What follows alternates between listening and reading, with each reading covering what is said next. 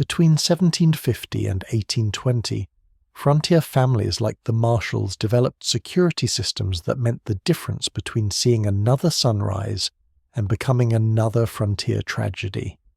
With no police, no backup, and threats that could appear without warning, every precaution mattered. One failed defense, one moment of carelessness, and an entire family might vanish into the wilderness forever. Here's the true story of how one family survived 70 years on the American frontier through innovation, determination, and an unbreakable will to protect what they had built. If these stories of survival and ingenuity resonate with you, consider subscribing. And I'm curious, where are you watching from, and what time is it there? Drop a comment below. Last week, someone from Australia said they listened to these during their morning commute, and someone from Germany mentioned watching during their lunch break. It's amazing how these frontier survival stories connect people across time zones and continents. We're heading back to 1750 Pennsylvania in just a moment. But first, get comfortable wherever you are. Seriously, settle in and adjust whatever needs adjusting. You're going to want to stay focused once we begin this journey into a world where survival demanded everything a family could give. Episode 1, The Pennsylvania Darkness, 1750.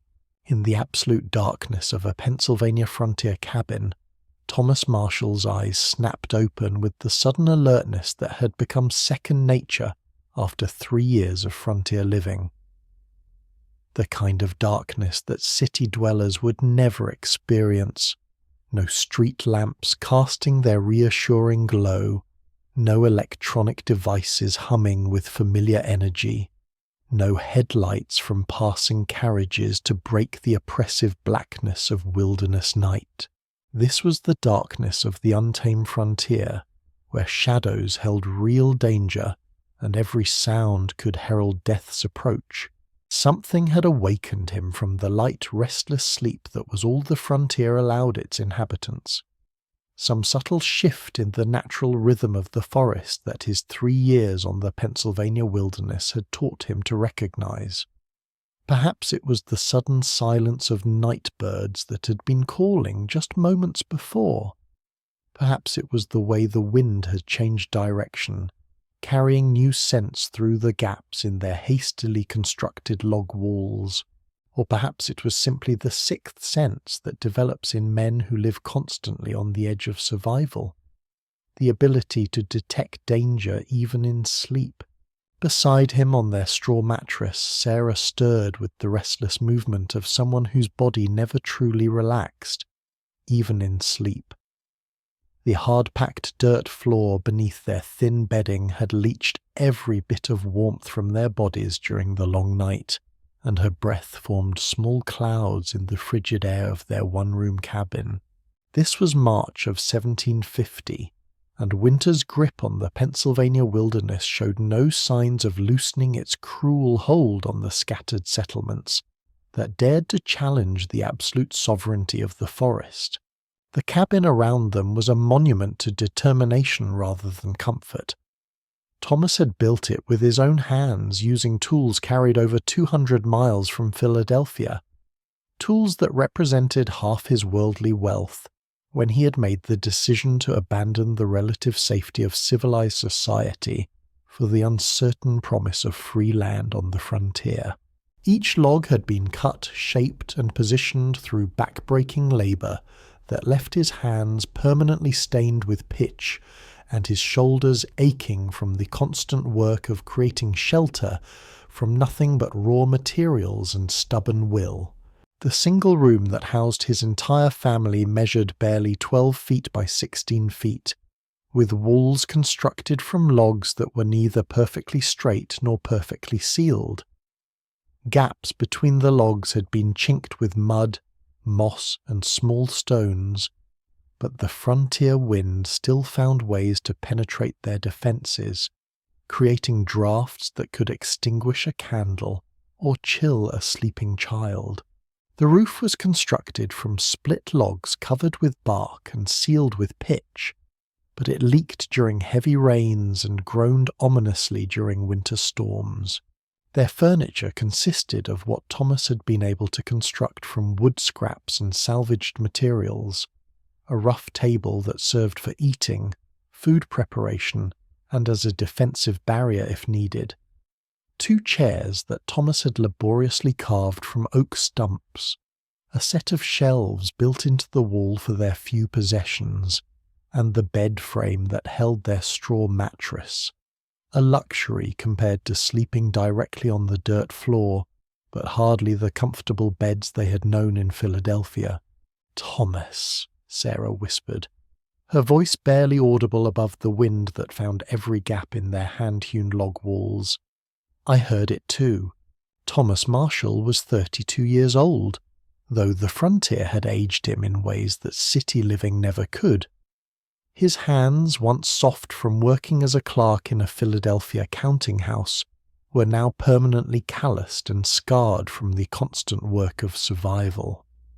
His face had been weathered by sun and wind into the lean, alert expression, common to men who lived where relaxation could mean death. His dark hair, once carefully groomed in the style of civilized society, now hung long and unkempt beneath a felt hat that had seen far better days. 3 years earlier, Thomas had made the decision that would define the rest of his life. Lured by promises of free land and stories of fortunes to be made in the wilderness, he had liquidated his modest assets in Philadelphia and purchased the supplies necessary for frontier living.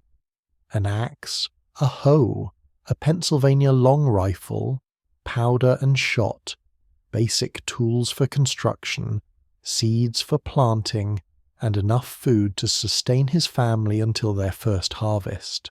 The wagon that carried these supplies westward had also carried his pregnant wife Sarah and their 2 small children into a world where the nearest neighbor lived 5 miles away, and the nearest town was a 3-day journey through forest paths that could disappear without warning. Sarah Marshall had been born Sarah Whitman, the daughter of a prosperous Philadelphia merchant who had considered her marriage to Thomas Marshall a step down in social status. At 28, she had possessed the refinements expected of a woman from a good family. She could read and write, knew French well enough to manage simple conversations, could play the spinet with moderate skill, and had mastered the domestic arts that made a household run smoothly. But none of these accomplishments had prepared her for life on the Pennsylvania frontier, where survival depended on skills that no Philadelphia finishing school had ever taught. In their small cabin, Thomas and Sarah's 3 children slept on pallets near the far wall, as far as possible from the door that represented their first line of defense and their most vulnerable point. Emma, 10 years old, and already wise beyond her years, had adapted to frontier life with the resilience that children possess in greater measure than adults. She had learned to move silently through the forest, to read the signs that indicated the presence of dangerous animals, and to handle her father's smaller rifle with competence that would have shocked her grandmother back in Philadelphia. Her blonde hair, inherited from her mother, was now usually braided and hidden beneath a cap that protected her from sun and insects during the long days of the outdoor work that frontier life demanded. William, 8 years old and eager to prove himself worthy of his father's trust, possessed the natural curiosity that made him an excellent scout, but also led him into situations that tested his parents' nerves. He had the build that promised he would grow into a strong man, broad shoulders and large hands that could already handle tools with impressive skill. His brown hair and his father's intelligent eyes marked him as a marshal, but the way he moved through the forest showed that he was becoming something his father had never been, a true child of the frontier. Little James, barely 4 years old but already learning that silence could mean survival, had been born on the frontier and knew no other life. He possessed the unconscious awareness that frontier children developed early, the ability to sense danger without understanding its nature, to recognize the subtle changes in adult behavior that indicated threat, and to obey instantly when survival depended on immediate compliance. His bright blue eyes missed nothing, and his small hands already showed the beginnings of the calluses that marked those who worked with tools from childhood. The cabin that housed this family was both their refuge and their fortress, designed with the hard-earned understanding that frontier survival depended on careful attention to details that city dwellers never needed to consider. The single door was constructed from thick oak planks and reinforced with iron straps salvaged from broken wagon wheels.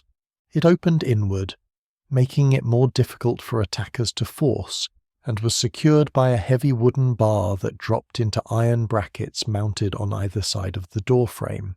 The window that provided their only source of natural light was positioned high on the south-facing wall, small enough to prevent entry by anything larger than a house cat but large enough to serve as a firing port if necessary. Instead of expensive glass, which was both costly and fragile, the window was covered with greased paper that allowed light to enter while providing some protection from the elements.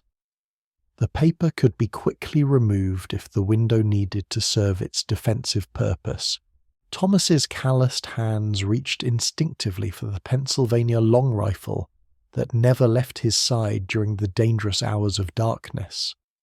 The weapon was a .50 caliber flintlock, custom-made by a German gunsmith in Lancaster and purchased with money that Thomas could barely afford. It was accurate at distances up to 200 yards in the hands of a skilled marksman, and Thomas had spent countless hours practicing until he could place a ball within a hand span of his target at 100 yards, a skill that had already saved his family's life on more than one occasion. The rifle's long barrel, nearly 4 feet in length, was designed for accuracy rather than rapid firing. In a world where powder and shot were precious commodities, and a missed shot could mean the difference between eating and going hungry, accuracy was far more important than rate of fire. The weapon's stock was carved from curly maple and decorated with brass fittings that caught the light from their few candles. It was beautiful in the way that functional objects could be beautiful, but its beauty was secondary to its primary purpose, keeping Thomas Marshall's family alive in a world that seemed determined to destroy them. His powder horn, carved from a cow's horn and decorated with simple engravings that he had cut himself during the long winter evenings, hung from its familiar peg by the door.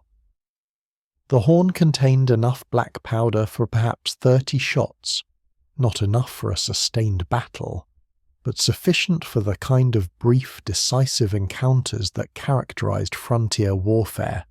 Beside the powder horn hung his shot pouch, containing lead balls that he had cast himself using a mold purchased in Philadelphia, and his loading equipment, the wooden ramrod, the patch knife for cutting greased cloth patches, and the small brass measure for ensuring consistent powder charges, while his mind catalogued the possible threats that might have disturbed their sleep. Thomas began the loading process with the automatic movements of someone who had performed this ritual countless times. His fingers found the powder horn in the darkness, measured out the proper charge by feel, poured it down the barrel and followed it with a greased patch and lead ball.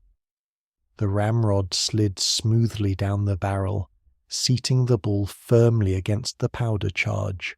He primed the pan with a small amount of fine powder, checked the flint to ensure it would produce adequate sparks, and cocked the hammer to full cock. The entire process took less than 2 minutes, and was accomplished in almost complete silence, skills that had been learned through necessity and refined through practice. On the frontier, the ability to load quickly and quietly in complete darkness could mean the difference between survival and death. Thomas Marshall was 32 years old, a man who had traded the relative safety of Philadelphia for 200 acres of untamed forest. His calloused hands reached instinctively for the Pennsylvania long rifle that never left his side, while his mind catalogued the possible threats. In their small cabin, his 3 children, Emma, 10 years old and already wise beyond her years, William, 8 and eager to prove himself, and little James, barely 4 but learning that silence could mean survival, slept on pallets near the far wall. A twig snapped outside, then another. Sarah's hand found his arm in the darkness. "Bears?" she asked, though they both knew it could be something far worse.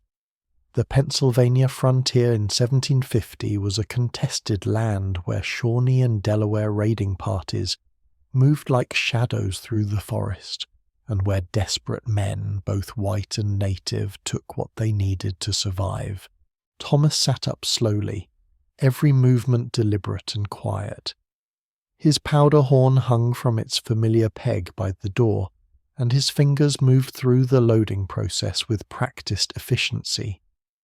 This was a ritual he had performed countless times, but never with the acute awareness that tonight it might mean the difference between seeing another dawn and becoming just another cautionary tale whispered around settlement fires. Their dog, Burke, lay by the cabin door. The animal's ears were pricked forward, his body tense with the same awareness that had awakened Thomas. Burke was more than a pet. He was an early warning system, a companion, and in desperate times a last line of defense. Another sound drifted through the night, a low rumbling growl that seemed to vibrate through the cabin walls. "Wolves!" Thomas confirmed grimly. But not just one wolf. His experienced ear detected multiple animals, and the calculated nature of their approach suggested a pack driven by hunger and desperation. Sarah slipped from their bed with the silent grace that frontier women developed out of necessity. Without being asked, she positioned herself between the sleeping children and the cabin's single window, a defensive instinct honed by 3 years of nights exactly like this one. Thomas moved to the window, which he had deliberately positioned high on the wall and kept small. Every design choice in their cabin reflected hard-learned lessons about frontier survival. The window was large enough to fire through, but too small for an intruder to enter. High enough to make it difficult for raiders to shoot into, but low enough for defensive fire. Through the greased paper that served as their window covering, glass being a luxury that simply didn't exist this far from civilization, Thomas could make out movement in the moonlight. 3 wolves, possibly 4, circling their small clearing with the methodical patience of experienced predators. "The livestock," Sarah breathed, understanding immediately what the wolves were after. Their single cow and 2 pigs represented the difference between surviving the winter and starving before spring. The pen that Thomas had built with logs sunk deep into the ground and lashed together with rawhide would hold against most threats. But wolves were intelligent, and desperate wolves were dangerous in ways that went beyond their physical capabilities. Burke's growl intensified, and Thomas saw what had triggered the dog's increased alarm. The wolves had moved from their circling pattern to a direct approach toward the livestock pen. They were testing the fence, looking for weaknesses with the systematic thoroughness of creatures that understood both hunger and opportunity. "I have to scare them off," Thomas said, though every instinct screamed against opening the cabin door. He was one man against a pack, but the arithmetic of frontier survival was unforgiving.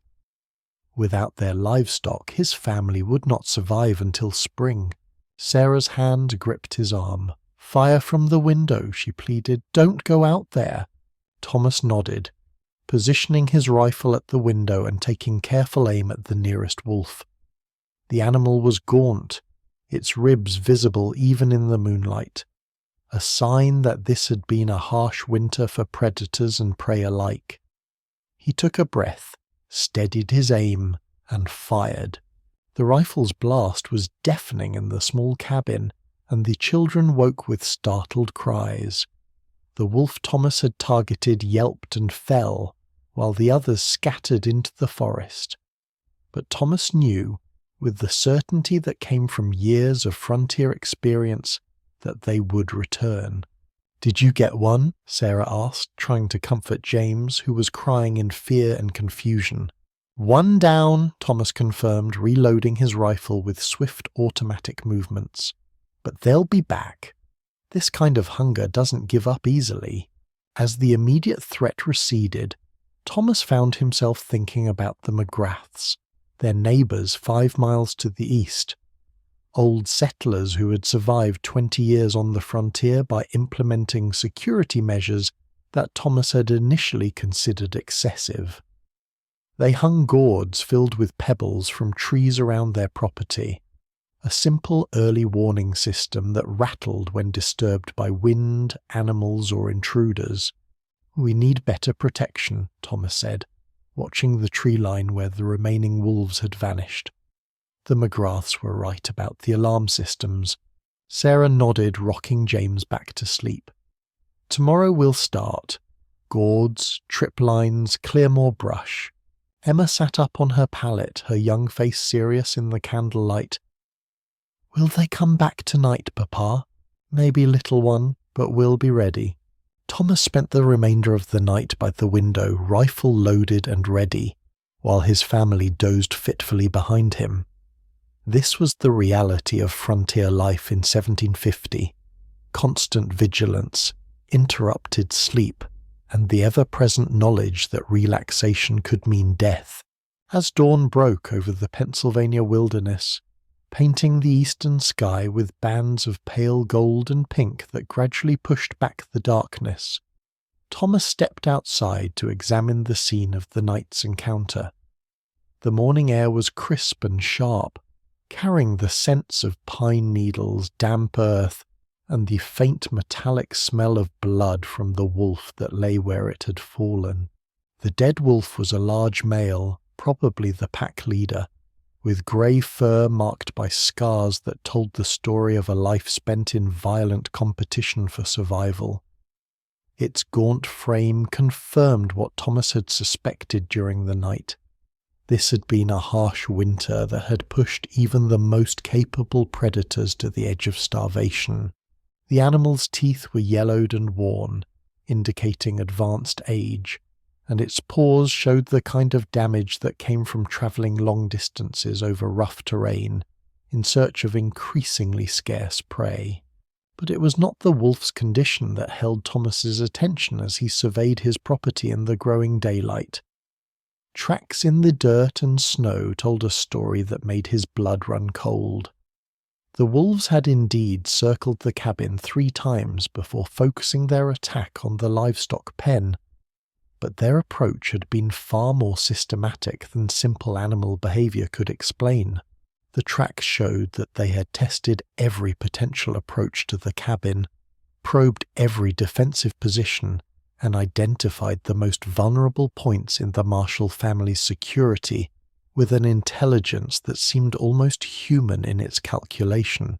More disturbing still was the evidence that the wolves had not been the only visitors to the Marshall homestead during the recent past. Mixed among the fresh wolf tracks were older impressions in the dirt, boot prints and moccasin marks that indicated human traffic through their clearing. Someone had been watching their cabin, studying their defences, and learning their daily routines with the patience of predators far more dangerous than any wolf pack. As Thomas knelt to examine these tracks more closely, young William came running from the edge of their clearing, his face flushed with excitement, and his small hands clutching something that he clearly considered important. "Papa, look what I found by the big oak," the boy called. his voice carrying the enthusiasm that children brought to discoveries that adults might overlook or dismiss. Thomas took the object from his son's hands, a small piece of carved wood with deliberate notches cut into its surface, in a pattern that was clearly not random. The wood was fresh, recently cut, and the notches had been made with a sharp knife wielded by someone who understood the significance of the marks they were creating. A cold feeling settled in Thomas's stomach as he recognized what he was holding. "Where exactly did you find this?" he asked William, though he was already moving toward the oak tree at the edge of their clearing, following his son's pointing finger. "Right there by the big roots," William said, proud to be helping his father with something that clearly had an adult importance. "There's more stuff too." Thomas followed his son to the massive oak tree that marked the boundary between their cleared land and the forest beyond. There, half buried in leaves and carefully concealed from casual observation, he found 3 more carved wooden stakes arranged in a pattern that spoke of deliberate placement rather than random loss. These were not random pieces of wood that had fallen from someone's pack or been discarded carelessly. They were markers, deliberately placed by human hands and positioned where they could be found by others who knew what to look for. The notches cut into each piece of wood formed a code that Thomas had heard described but never hoped to see on his own property, a system used by raiders, both Indian and white, to communicate information about potential targets to others who might follow. The pattern of notches on the first stake indicated the number of adult males in the cabin, 1 deep cut for Thomas himself. The second stake showed marks representing the women and children, 3 small notches for Sarah, Emma and William, and a tiny scratch for baby James. The third stake bore symbols indicating the livestock, 1 large mark for their cow, and 2 smaller ones for their pigs. Even their dog was represented by a distinctive mark that experienced raiders would recognize.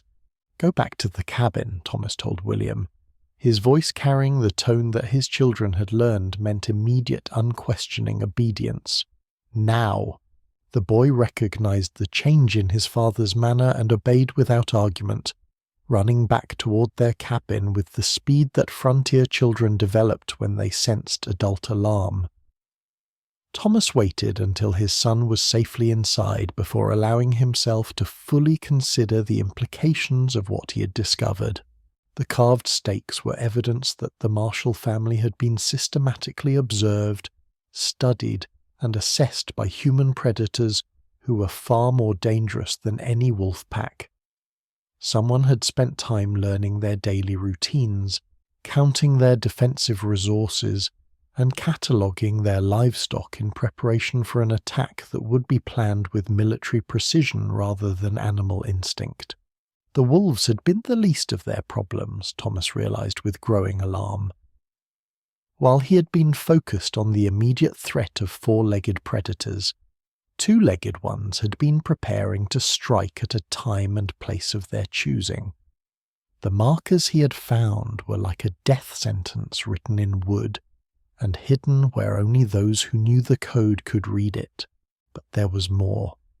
As Thomas examined the area around the oak tree more carefully, he found other signs of human presence that he had missed in his focus on the more obvious markers.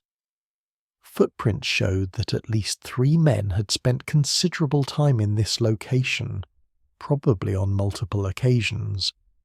A small pile of pine needles had been arranged to conceal the remains of a cold campfire, evidence that the watchers had maintained surveillance long enough to require rest and warmth. Most telling of all were the signs that someone had climbed the oak tree to gain a better view of the cabin and its surroundings. Bark was scraped away where boot spikes had been used for climbing, and broken branches marked the position where an observer could watch the Marshall family's daily activities without being seen from the cabin. Thomas gathered all the carved stakes and returned to the cabin, his mind racing through the implications of what he had discovered. The immediate threat had escalated far beyond anything he had imagined when the wolves had awakened him just hours earlier.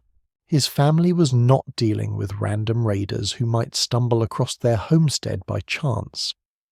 They were facing organized enemies who had selected them specifically and were preparing for an attack that would be coordinated, well-planned, and executed with the expertise that came from extensive experience. Sarah took one look at her husband's face when he returned to the cabin and immediately understood that their situation had changed in fundamental ways. She had learned to read the subtle signs that indicated different levels of threat, and Thomas's expression told her that they had moved from immediate danger to mortal peril. "Raiders," she said simply, seeing the markers in his hands and understanding their significance without need for explanation.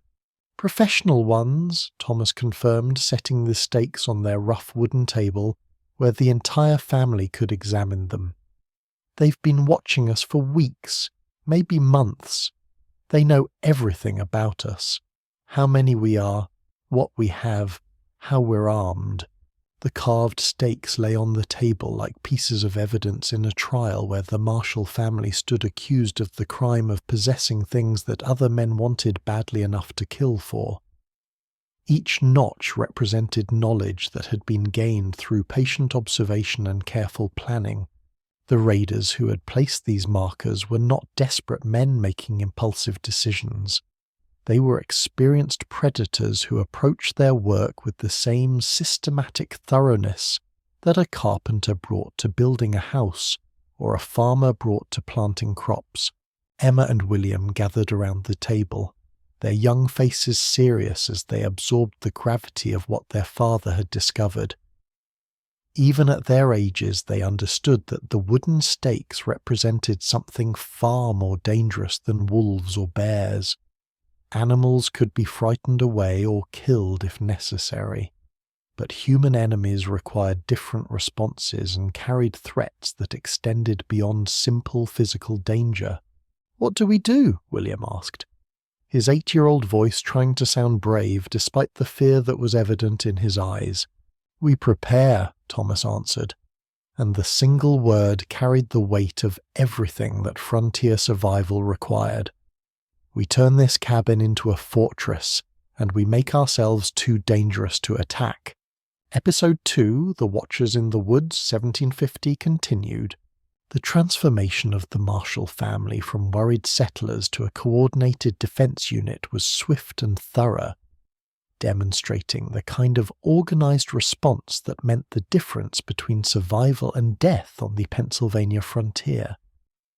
This was how frontier families survived, not through individual heroics or desperate improvisation, but by channeling fear and uncertainty into purposeful, coordinated action that addressed every aspect of their vulnerability.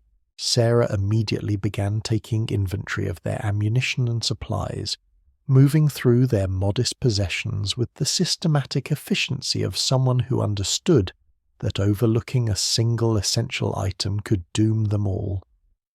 Their powder supply consisted of perhaps 2 pounds of black powder stored in sealed containers to protect it from moisture. Enough for 40 or 50 shots if used carefully, but hardly sufficient for a sustained defense against determined attackers. Their lead supply was more encouraging. Thomas had cast nearly 200 musket balls during the long winter evenings, and their moulds and lead stock would allow them to cast more if time permitted. But Sarah's primary concern was not weapons and ammunition, but the basic supplies that would sustain life if they were forced to endure a siege. Their food stores had been carefully calculated to last through the winter and into spring, but being trapped in their cabin for an extended period would accelerate their consumption significantly. She began moving their most essential supplies, salt pork, cornmeal, dried beans, and precious salt, to the small root cellar that Thomas had dug beneath their cabin floor. The root cellar was more than just food storage. It was their final refuge, a last defensive position that could be sealed from the inside and defended even if the main cabin was overrun. Thomas had dug it deep enough to provide protection from rifle fire, and lined it with logs strong enough to support the weight of the cabin above. The entrance was concealed beneath a section of loose floorboards that could be quickly moved aside and then repositioned to hide the opening. Inside the root cellar, Sarah arranged their emergency supplies with the care of someone preparing for a siege. Water containers made from hollowed gourds were filled and positioned where they could be reached quickly. Blankets and extra clothing were bundled and stored where they would remain dry.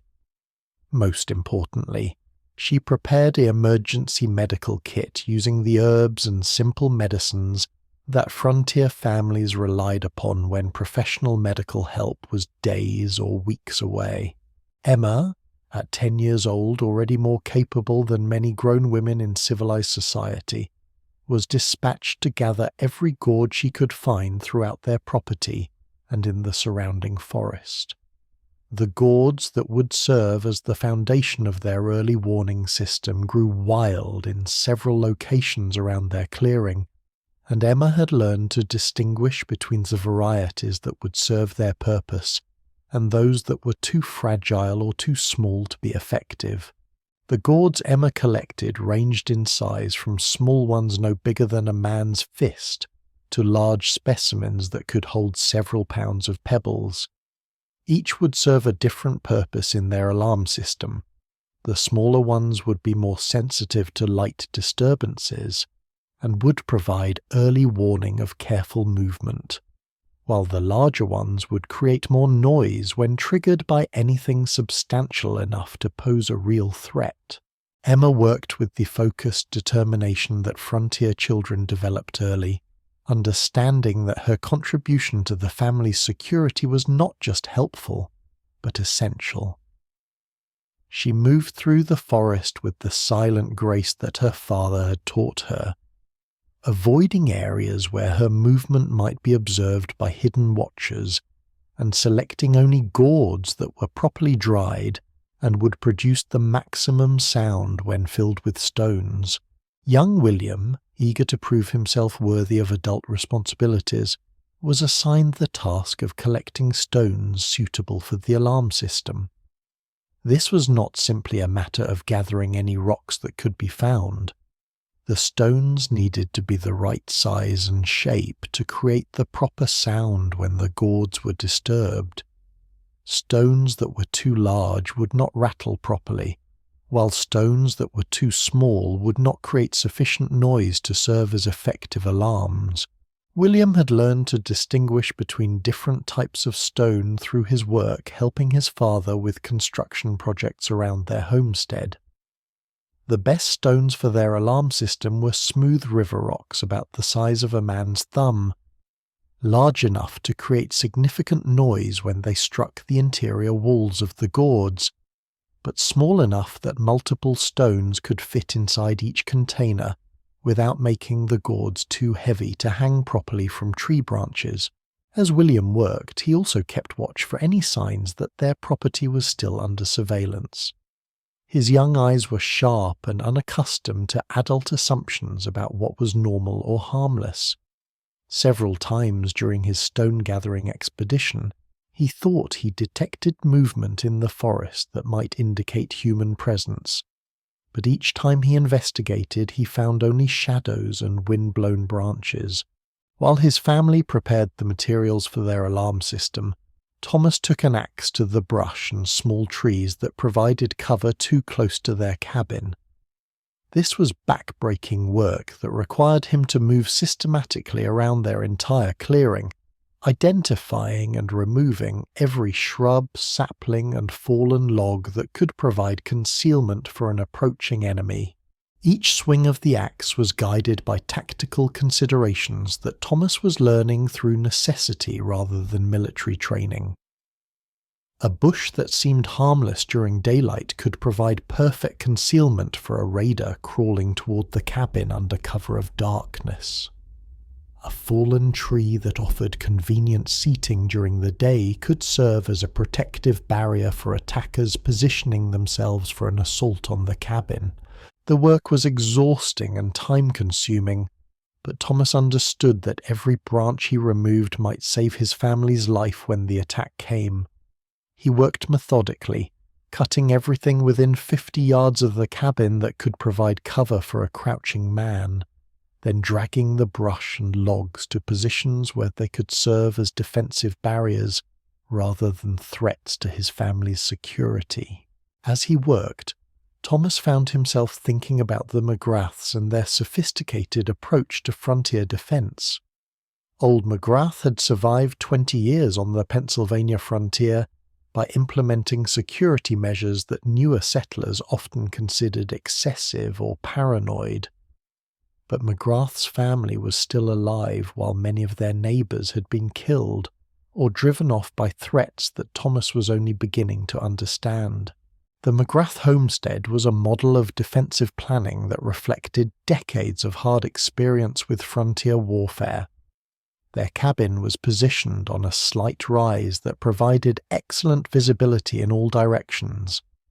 They had cleared trees and brush for more than 100 yards around their home, creating a kill zone that would force any attacker to cross open ground while exposed to defensive fire.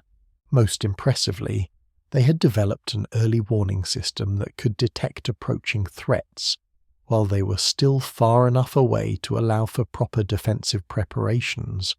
The gourd alarm system that Thomas was now implementing was just one component of the McGrath's comprehensive security network.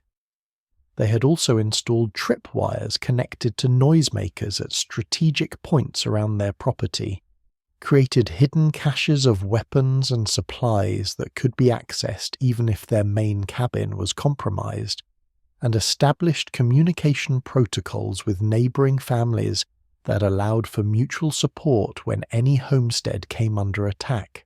But Thomas had initially dismissed many of these precautions as the paranoid imaginings of an old man who had become too frightened to enjoy the normal life that frontier families could achieve once they became established. Now, facing evidence that his own family had been systematically scouted by professional raiders, he understood that the McGrath's precautions had been based on hard experience with threats that were far more serious and organized than he had imagined. By midday, the area around their cabin had been transformed from a partially cleared homestead into something that resembled a military position. The dozen gourds that Emma and William had prepared were hanging from tree branches at strategic points around their property, positioned to provide overlapping coverage of all approaches to their cabin. They looked almost festive, these hollow spheres containing pebbles and hanging from lengths of rawhide cord, but their purpose was deadly serious. Each gourd was positioned to take advantage of natural wind patterns and the movement of tree branches during normal weather conditions.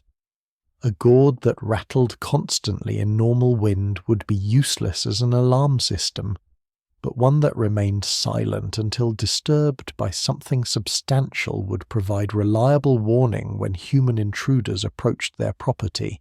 Thomas and his family had learned to tune their alarm system by observing how each gourd responded to different types of disturbance, adjusting heights and positions until they achieved the perfect balance between sensitivity and reliability. The tripwire system that Thomas was installing represented an evolution beyond the simple gourd alarms.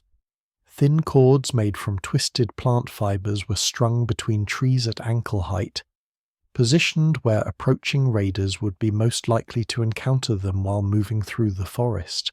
Each tripwire was connected to additional noisemakers, tin cans filled with pebbles, metal pieces that would clang together when disturbed, even small bells that Thomas had carefully removed from broken harnesses and farm equipment. The placement of tripwires required careful consideration of natural approach routes and the psychology of men moving through forest terrain. Raiders would naturally follow paths of least resistance, avoiding areas where movement would be difficult or noisy. Thomas used this predictable behavior to his advantage, positioning his tripwires across the routes that attackers would be most likely to use while leaving more difficult approaches unguarded. But the tripwire system served purposes beyond simple alarm functions. The wires themselves were nearly invisible in forest conditions, and raiders who encountered them would be forced to move more slowly and carefully, giving the Marshall family additional time to prepare their defenses. More importantly, the discovery of tripwires would alert attackers to the fact that they were facing prepared defenders rather than helpless victims, potentially causing them to reconsider their attack or seek easier targets elsewhere. As the afternoon wore on, Thomas continued expanding their defensive preparations beyond the immediate alarm systems. He reinforced the cabin door with additional wooden braces and repositioned furniture to create defensive barriers that could provide protection during an assault. He prepared firefighting equipment, buckets of water and sand that could quickly extinguish any flames that raiders might use against their roof or walls. Most importantly, he established clear fields of fire from each window and designated specific positions where each family member would take cover if their cabin came under attack. Sarah would defend the south wall, where her accuracy with their smaller rifle could be most effective. Emma would reload weapons and tend to little James in the reinforced corner that offered the best protection from incoming fire. William would serve as a messenger and runner, carrying ammunition and information between defensive positions. These preparations reflected Thomas's growing understanding that frontier defense required more than just individual courage or superior weapons. Effective defense demanded careful planning, coordinated action, and systematic preparation for threats that might approach from any direction and take almost any form. The Marshall family was learning to think like military unit, with each member understanding their specific role and responsibilities in the overall defensive plan. Thomas took an axe to the brush and small trees that provided cover too close to their cabin. Every shrub that could hide a crouching raider, every tree that could provide cover for an approach, all of it had to go. Clear sight lines meant advance warning, and advance warning meant the difference between mounting a defense and being overwhelmed in their sleep. By midday, the area around their cabin had been transformed. The dozen gourds that Emma and William had prepared were hung from tree branches at strategic points around their property. They looked almost festive, these hollow spheres containing pebbles, but their purpose was deadly serious. Any disturbance would cause them to rattle, providing precious seconds of warning. "Will it be enough?" Sarah asked as they stood surveying their hasty improvements. "No," Thomas answered with characteristic frontier honesty, "but it's a start." As evening approached and shadows began to lengthen across their clearing, the Marshall family found themselves facing their first true test as a defensive unit. The setting sun painted their frontier homestead in shades of gold and orange that would have been beautiful under different circumstances. But tonight the approaching darkness held the promise of violence that would either prove the effectiveness of their preparations or expose fatal flaws in their planning. Thomas positioned himself at the north window, where his long rifle and his experience with firearms could be most effectively utilized. The window provided an excellent view of the most likely approach routes from the forest, and the solid log wall would protect him from return fire while allowing him to engage targets at the maximum range of his weapon. His powder horn and shot pouch were positioned within easy reach, and he had prepared multiple charges in advance to allow for rapid reloading during combat. Sarah took position at the east window armed with their second rifle, a smaller caliber weapon that was easier for her to handle but still deadly at close range. Her position allowed her to cover the area around their livestock pen and the route that raiders would most likely use if they attempted to approach the cabin from the forest. She had spent the afternoon practicing the loading sequence until she could complete it quickly, even in poor light, and Thomas had positioned extra ammunition and supplies where she could reach them without exposing herself to fire from outside. William, despite his young age, was assigned a position near the south wall, where he could observe the cleared area behind their cabin and reload weapons for the adults when they were engaged with targets. At 8 years old, he was too small to handle the heavy frontier rifles effectively, but he had learned to load and prime the weapons with speed and accuracy that would allow the adults to maintain a higher rate of fire than would otherwise be possible. Emma took responsibility for protecting little James and maintaining communication between the defensive positions. She was positioned in the most protected corner of the cabin, where the thick log walls provided maximum cover from incoming fire, but where she could still observe the entire interior and coordinate the family's defensive efforts. In her hands was a loaded pistol, too heavy for her to use accurately at long range, but capable of stopping an attacker if the cabin's outer defences were breached.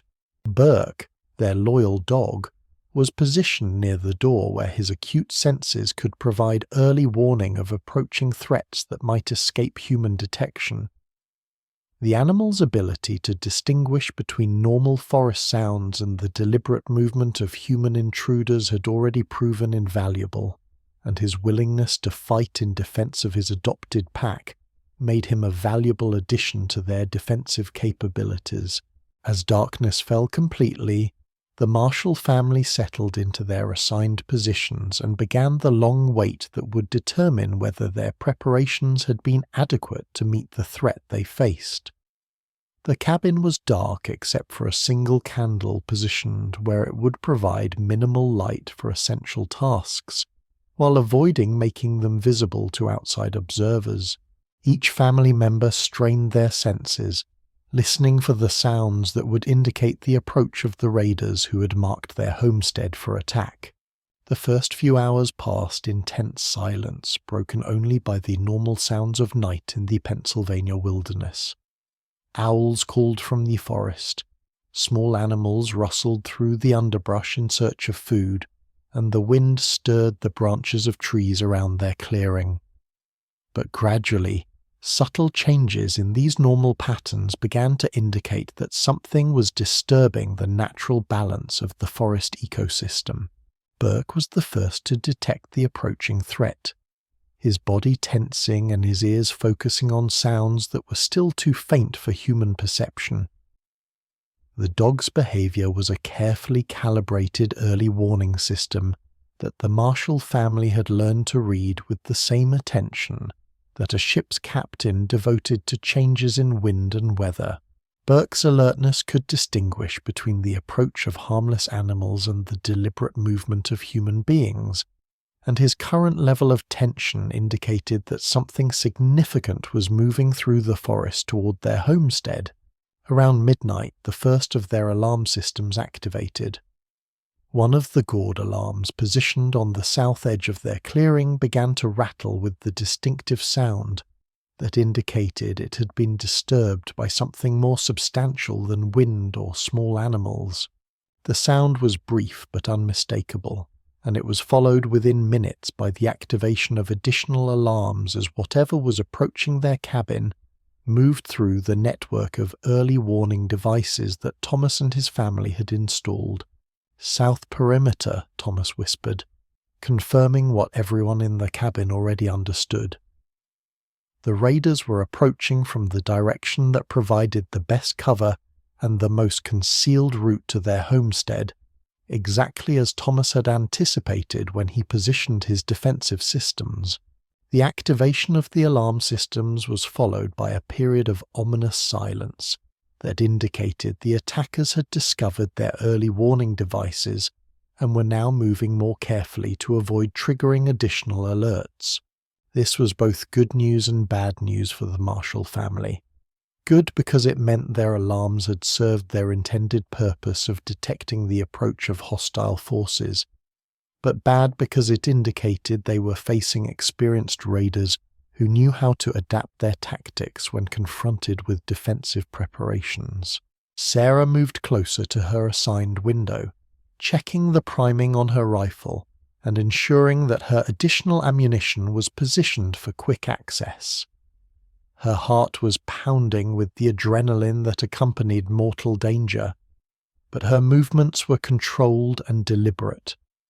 3 years of frontier living had taught her that panic was a luxury that could not be afforded when survival depended on clear thinking and precise action. Through his window, Thomas began to detect movement at the edge of their cleared area, shadows that detached themselves from the forest and moved with the purposeful grace of predators stalking prey. His trained eye counted at least 4 figures, possibly more, positioning themselves around the perimeter of the Marshall homestead with the coordination that indicated extensive experience with this type of operation. The raiders paused at the edge of the kill zone that Thomas had created by clearing brush and small trees around their cabin. 50 yards of open ground lay between the forest and their home. 50 yards where any attacker would be exposed to rifle fire from multiple defensive positions. 50 yards that forced them to choose between a quick, exposed assault or a slow, careful approach that would give the defenders maximum time to engage them with accurate fire. For nearly an hour, the raiders remained at the forest edge, apparently studying the Marshall homestead and planning their approach. This extended reconnaissance period was both encouraging and terrifying. Encouraging because it suggested that their defensive preparations were effective enough to give the attackers pause, but terrifying because it indicated that the raiders were professional enough to take time for proper planning rather than launching an immediate impulsive attack. Thomas used this waiting period to make final adjustments to his defensive preparations. He repositioned his extra ammunition for even quicker access, checked the priming on his rifle one final time, and reviewed the fields of fire that he would need to cover when the attack began. His hands were steady despite the circumstances, and his breathing remained controlled. Signs that his body was responding to danger with the kind of focused alertness that could mean the difference between life and death. Finally, the waiting ended. Burke's growling intensified to a level that indicated immediate danger, and Thomas saw movement at multiple points around their defensive perimeter. The raiders had apparently completed their planning and were beginning to implement an attack that would test every aspect of the Marshall family's preparation and coordination. The assault began with an attempt to set fire to their cabin roof using flaming arrows, a tactic that could force the defenders to abandon their protected positions or face death by fire, even if they successfully repelled the physical attack. The first arrow arced through the darkness like a shooting star, trailing sparks and flames as it flew toward its target. But Thomas and his family had anticipated this possibility and prepared accordingly. William was already moving toward the ladder that provided access to the roof, carrying one of the water buckets that they had positioned for exactly this purpose. He climbed to the roof with the speed and agility of youth, reaching the burning arrow before the flames could spread to the surrounding wood and extinguishing it with efficient application of water. This quick response to the fire attack demonstrated to the raiders that they were facing prepared defenders who had anticipated their tactics and developed effective countermeasures. The failure of their opening gambit forced them to shift to more direct assault methods that would expose them to greater risk while offering less chance of quick success. The second phase of the attack consisted of a coordinated rush toward the cabin from multiple directions, designed to overwhelm the defenders with targets that appeared simultaneously from different angles.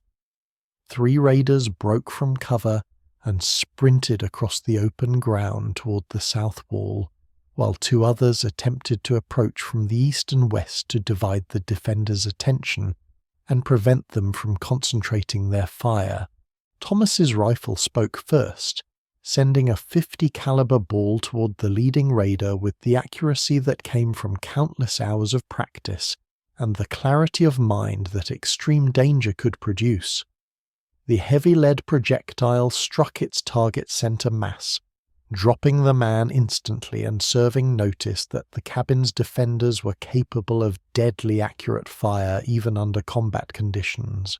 Sarah's smaller rifle cracked a moment later, and a second raider stumbled and fell, clutching his leg where her shot had found its mark. The remaining attackers hesitated, suddenly aware that their assault was costing them casualties, while gaining them nothing of value.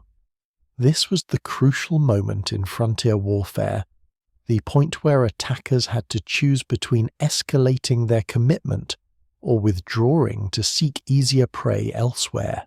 The raiders chose escalation, demonstrating the kind of desperation or determination that made them particularly dangerous adversaries.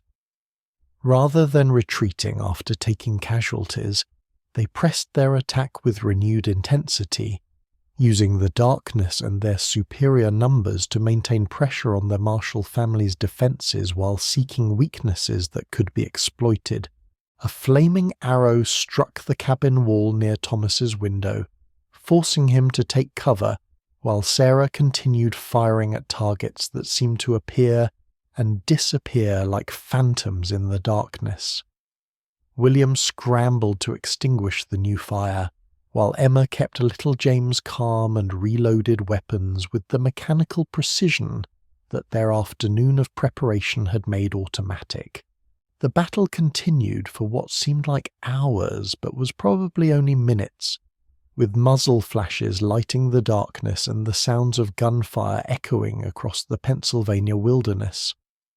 The raiders demonstrated considerable skill and determination, coordinating their movements to maintain constant pressure on the cabin's defenses while minimizing their exposure to return fire.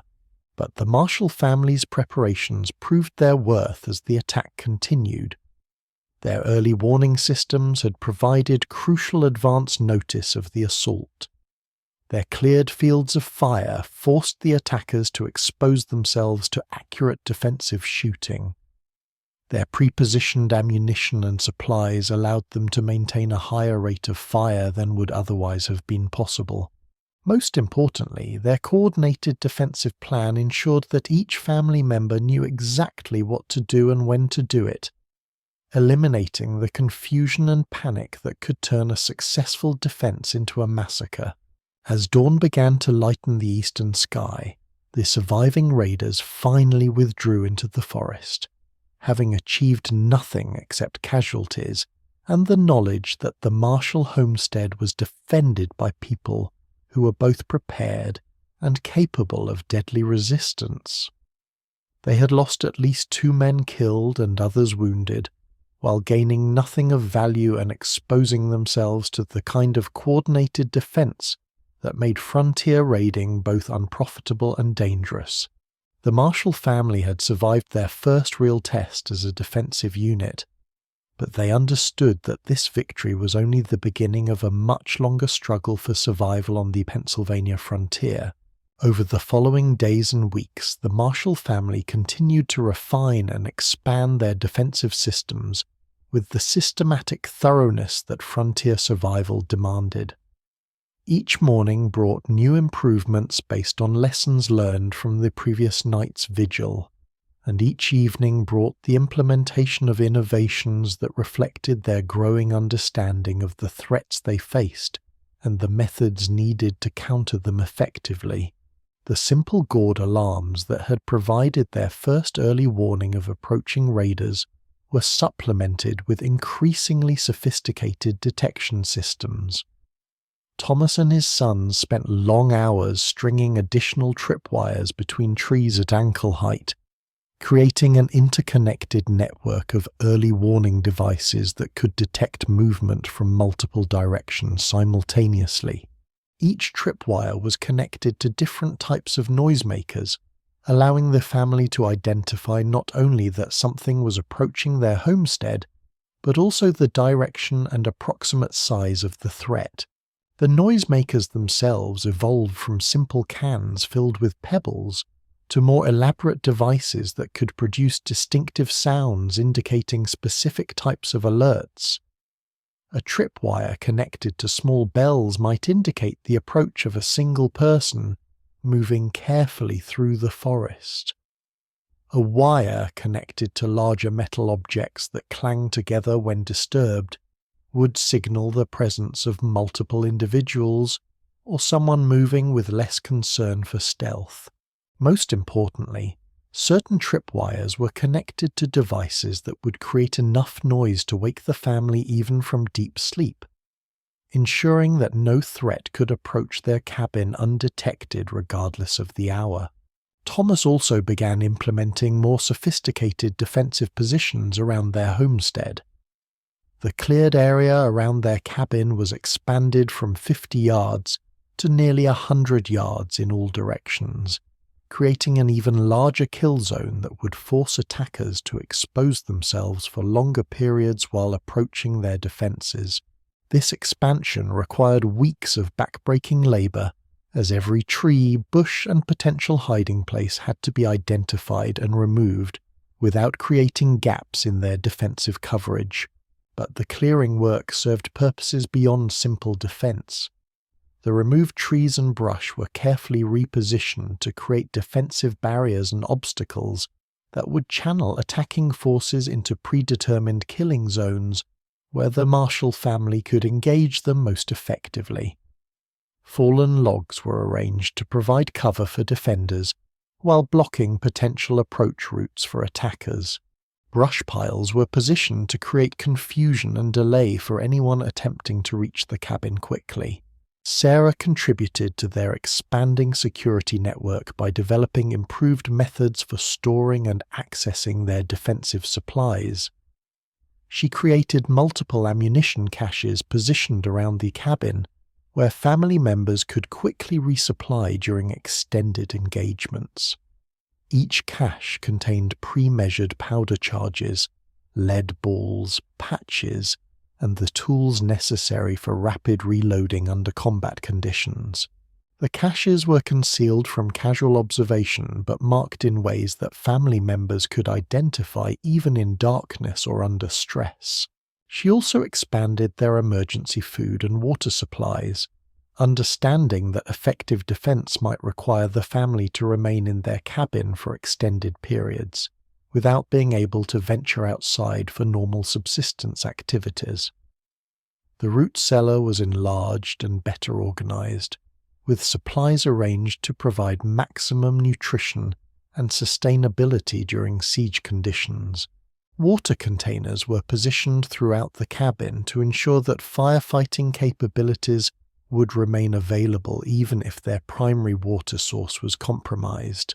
Emma and William, despite their young ages, made significant contributions to the family's defensive capabilities through their natural advantages of small size, keen eyesight, and unconscious stealth. Emma became the family's primary scout, using her ability to move through the forest without creating disturbances that would alert potential watchers to their surveillance activities. She learned to read tracks and sign with impressive accuracy, often detecting evidence of human presence that escaped adult notice. William developed into an excellent messenger and communication specialist, able to travel quickly between defensive positions and relay information without exposing himself unnecessarily to enemy observation. His knowledge of the terrain around their homestead became encyclopedic, and he could guide family members to any location on their property, using routes that provided maximum concealment and protection. The children also served as additional sets of eyes and ears during the long watches that frontier security required. Their young senses were often more acute than those of adults, and their different perspective on normal and abnormal activities around the homestead frequently provided early warning of threats that might otherwise go undetected until too late for effective response. As winter turned to spring and spring progressed towards summer, the Marshall family's security systems evolved into a comprehensive network that addressed every aspect of frontier defense. They had developed early warning capabilities that could detect threats at distances of several hundred yards.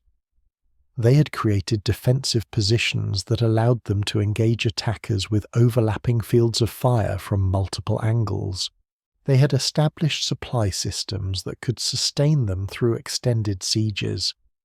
Most importantly, they had developed the coordination and discipline necessary to function as an effective military unit, despite being a family with no formal training in warfare. The success of their defensive preparations was measured not by the battles they won, but by the attacks that never materialized. Word of the Marshall family's preparedness and capabilities spread throughout the network of raiders, desperados, and hostile natives who preyed on frontier settlements. Their homestead acquired a reputation as a target that was too well defended and too dangerous to attack, leading potential threats to seek easier prey elsewhere. But Thomas understood that reputation alone was not sufficient protection in a world where desperation could drive men to attempt almost anything. He continued to refine and improve their defenses with the obsessive attention to detail that had kept his family alive while many of their neighbors had been killed or driven off by threats that they had failed to anticipate or prepare for adequately. The communication network that connected the Marshall family with their scattered neighbors also expanded during this period, creating an informal but effective system for sharing information about threats and coordinating mutual assistance when individual homesteads came under attack. Signal systems using mirrors during daylight and carefully controlled fires at night allowed families separated by miles of wilderness to communicate warnings and requests for help. Thomas also began documenting the defensive techniques and innovations that his family had developed, understanding that knowledge was too valuable to be lost if something happened to him. He taught Emma and William not just how to implement their security systems, but why each component was necessary and how it fit into the overall defensive strategy. This education ensured that the family's survival capabilities would not be dependent on any single individual, and that their defensive knowledge could be passed on to future generations. The seasonal cycle brought different challenges and opportunities for improving their defenses. Spring provided materials for expanding their tripwire networks and constructing additional defensive barriers. Summer brought the clear weather necessary for extending their communication systems with neighboring families. Fall provided the opportunity to stockpile supplies and materials that would be essential during the vulnerable winter months when movement and resupply became difficult or impossible. Each season also brought different types of threats that required adaptation of their defensive strategies. Spring brought the possibility of raiding parties that had wintered elsewhere and were now moving through the area in search of easy targets. Summer brought increased travel along frontier roads and trails, meaning that their homestead might be observed by potential threats who were simply passing through the area. Fall brought the desperation of men who had failed to prepare adequately for winter and might attempt to take by force what they had failed to acquire through legitimate means.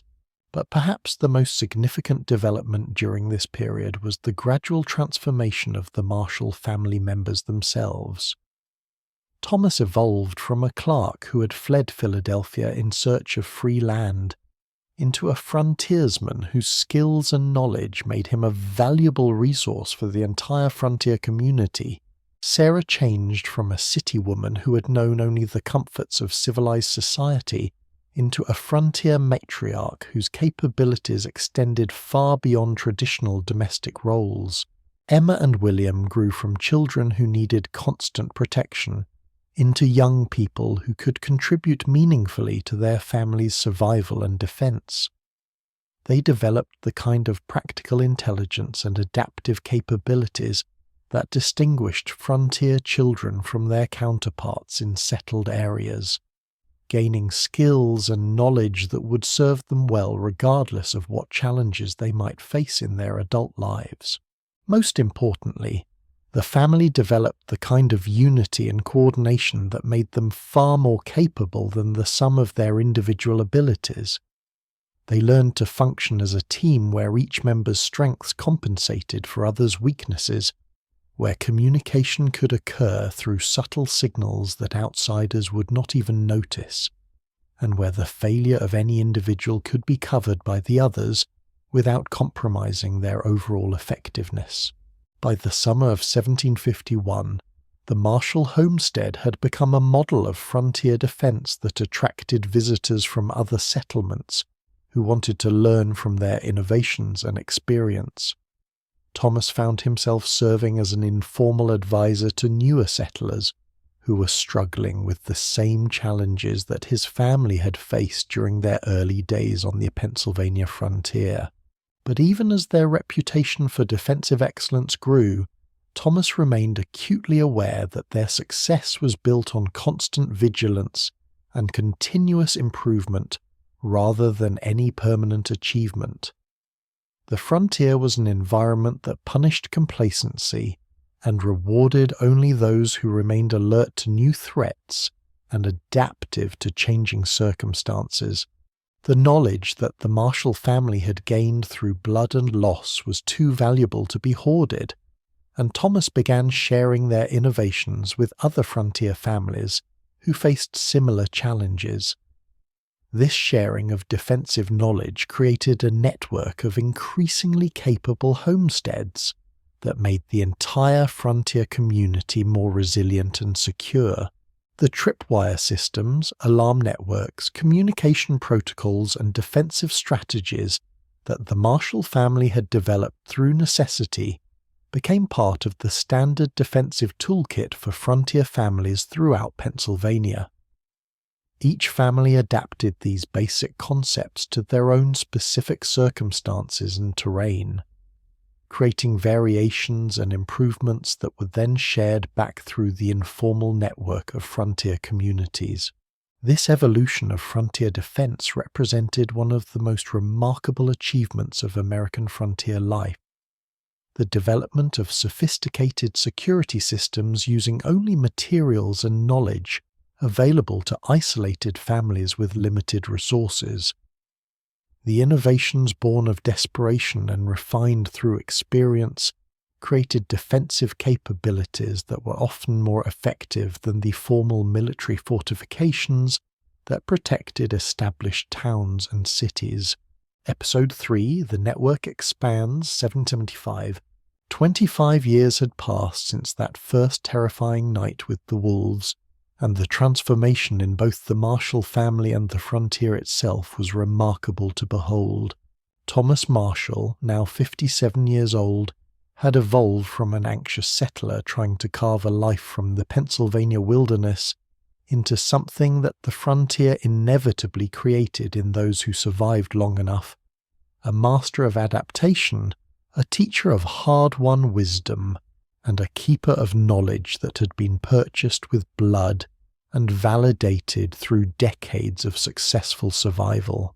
The physical changes in Thomas were apparent to anyone who had known him during his Philadelphia days.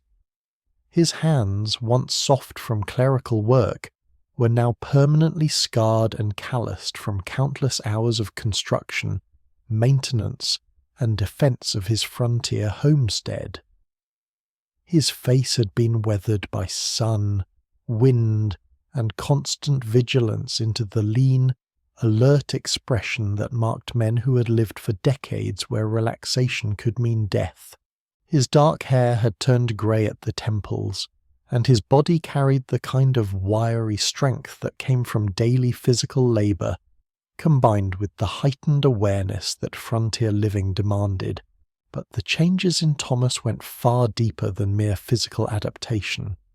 His mind had been shaped by 25 years of making decisions where mistake could doom his entire family, and his instincts had been honed by constant exposure to threats that required split-second assessment and response. He had developed the kind of practical intelligence that could evaluate complex situations quickly and accurately, identifying both opportunities and dangers with the clarity that came from extensive experience with both success and failure. The frontier itself had also changed dramatically during the quarter century since the Marshall family's arrival. What had once been an almost entirely wilderness area dotted with isolated homesteads was now a network of established communities connected by roads, trails, and the informal communication systems that frontier families had developed to share information and provide mutual assistance. The Pennsylvania frontier of 1775 was still dangerous, but it was no longer the completely isolated wilderness that had greeted new settlers in 1750. The family had moved twice since those early days, following the westward push of settlement into what was now western Pennsylvania, closer to Fort Pitt and the growing community that would eventually become Pittsburgh.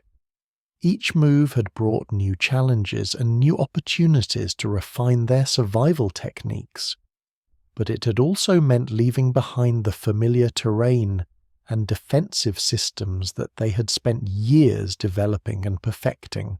The cabin that Thomas and his sons had built in their current location represented the culmination of 25 years of frontier experience and served as a monument to the lessons learned through constant exposure to mortal danger. The structure was twice the size of their original dwelling and incorporated every innovation that the family had developed or learned from other frontier families during their years of survival and adaptation.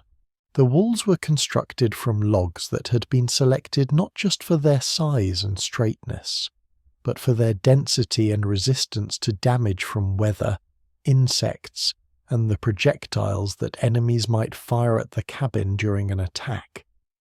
Each log had been carefully fitted and chinked with materials that would provide maximum insulation and protection, while minimizing the gaps that could allow the entry of bullets, arrows, or fire. The windows were positioned with mathematical precision to provide optimal defensive coverage of all approaches to the cabin, while minimizing the vulnerability of the defenders to return fire from attackers. Each window was equipped with heavy wooden shutters that could be quickly closed and barred from the inside, transforming the cabin into a fortress that could withstand extended siege while still allowing defenders to observe and engage threats through carefully designed firing ports.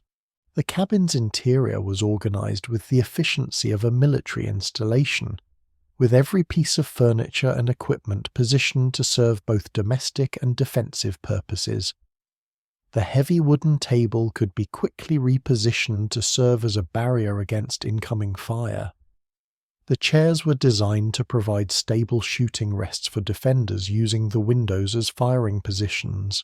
Even the cooking and storage areas were arranged to remain functional during siege conditions, while providing maximum protection for family members engaged in essential activities. James, no longer the frightened 4-year-old who had hidden behind his mother's skirts during that first night with the wolves, now stood nearly as tall as his father and possessed the kind of physical and mental toughness that frontier life created in those who survived to adulthood. At 29, he had the weathered look that was common to frontier men, lean, alert, and capable of sudden, decisive violence when circumstances required it. His hands showed the calluses and scars that came from decades of working with tools and weapons, and his eyes held the kind of awareness that marked men who had learned to read danger in subtle signs that city dwellers would never notice. James had spent his entire adult life on the frontier, and the skills he had developed represented the kind of expertise that could not be taught in schools or learned from books. He could track human beings through forest terrain with accuracy that bordered on the supernatural, reading stories in disturbed earth and broken vegetation that revealed not only the passage of potential threats, but their numbers, their equipment, their intentions, and their level of experience. He could move through dense forest without creating sounds that would alert either human enemies or animal prey to his presence, and he could remain motionless in concealment for hours while observing activities that might threaten his family's security. Most importantly, James had inherited and expanded upon his father's understanding of defensive strategy and tactics. He could assess terrain with the eye of a military engineer, identifying natural advantages and vulnerabilities that could be exploited or defended. He understood the psychology of men who lived by violence and could predict their likely actions based on observable factors such as their approach routes, their equipment, and their apparent level of organization and experience. William, at 33, had become Thomas's primary partner in running the homestead and maintaining the complex defensive systems that protected their family and property. He possessed his father's analytical mind combined with the physical strength and endurance that came from a lifetime of frontier living. His knowledge of construction, engineering, and practical problem-solving made him invaluable for designing and implementing the innovations that kept their defensive systems ahead of the evolving threats they faced. William's expertise extended beyond simple construction and maintenance to include the kind of strategic thinking that was necessary for long-term survival on the frontier. He understood that effective defense required not just strong walls and accurate shooting, but also the ability to anticipate threats, gather intelligence about potential enemies, and coordinate with other frontier families to create mutual support networks that could respond effectively to large-scale threats that might overwhelm individual homesteads. Emma had married a trapper named John and established her own household 10 miles to the north, but her connection to the Marshall family remained strong, and her homestead had become an important component in their expanding network of mutual defense and communication. Her husband's profession provided valuable intelligence about activities throughout the frontier region, as trappers traveled extensively and often encountered signs of both friendly and hostile human presence, long before such information reached settled communities through normal channels. Emma herself had developed into a formidable frontier woman whose capabilities extended far beyond traditional domestic roles.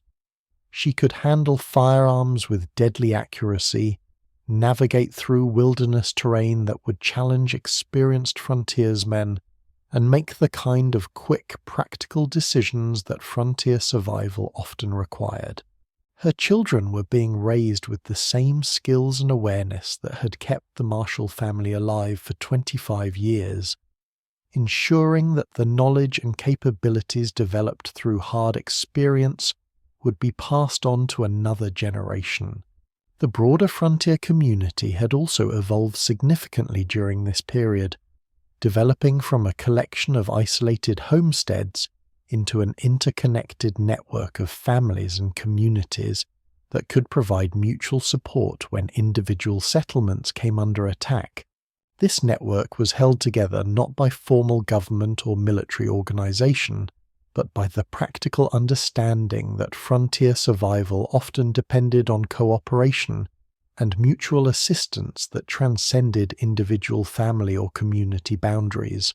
The communication systems that connected these scattered frontier families had become remarkably sophisticated, utilizing everything from smoke signals and mirror flashes during daylight to carefully controlled fires and coded messages during nighttime hours.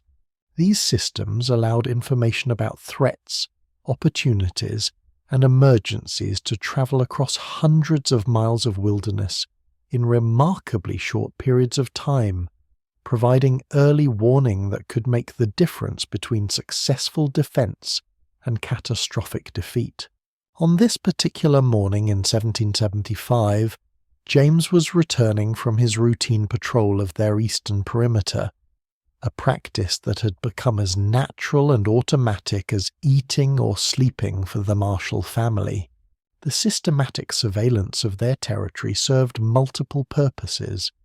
It provided early warning of approaching threats, gathered intelligence about the activities of both friendly and hostile forces in their area, and demonstrated to potential enemies that the Marshall homestead was defended by people who took security seriously enough to maintain constant vigilance. "Eastern line is clear," James reported as he approached the cabin, his rifle resting casually across his shoulders in the relaxed but ready position that frontier men had perfected for carrying weapons that needed to be instantly available but not obviously threatening. "Found deer tracks near the creek, nothing else of concern." Thomas nodded with satisfaction as he looked up from the wooden stakes he was sharpening for the latest expansion of their defensive perimeter.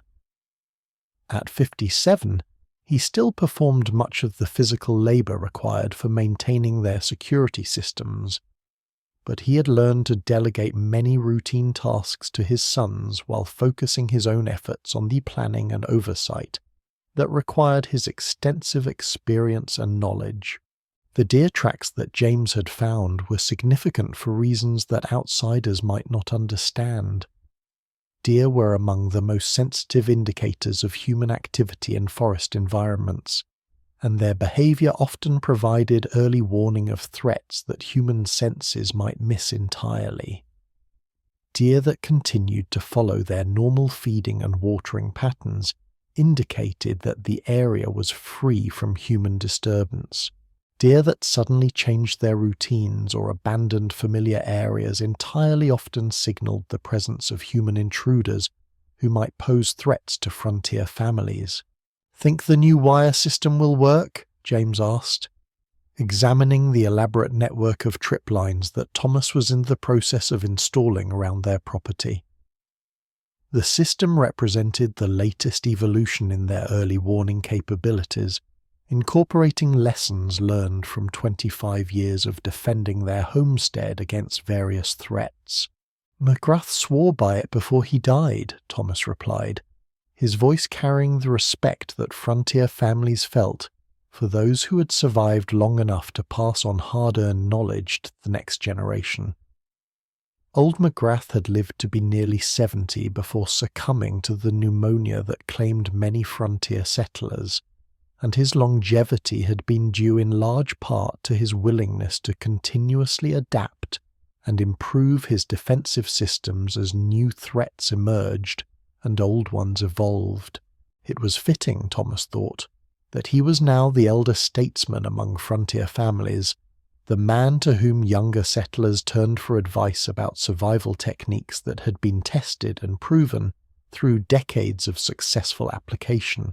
The knowledge that had once been passed down to him from men like McGrath was now his responsibility to share with the next generation of frontier families who would face many of the same challenges that he had confronted during his early years in the wilderness.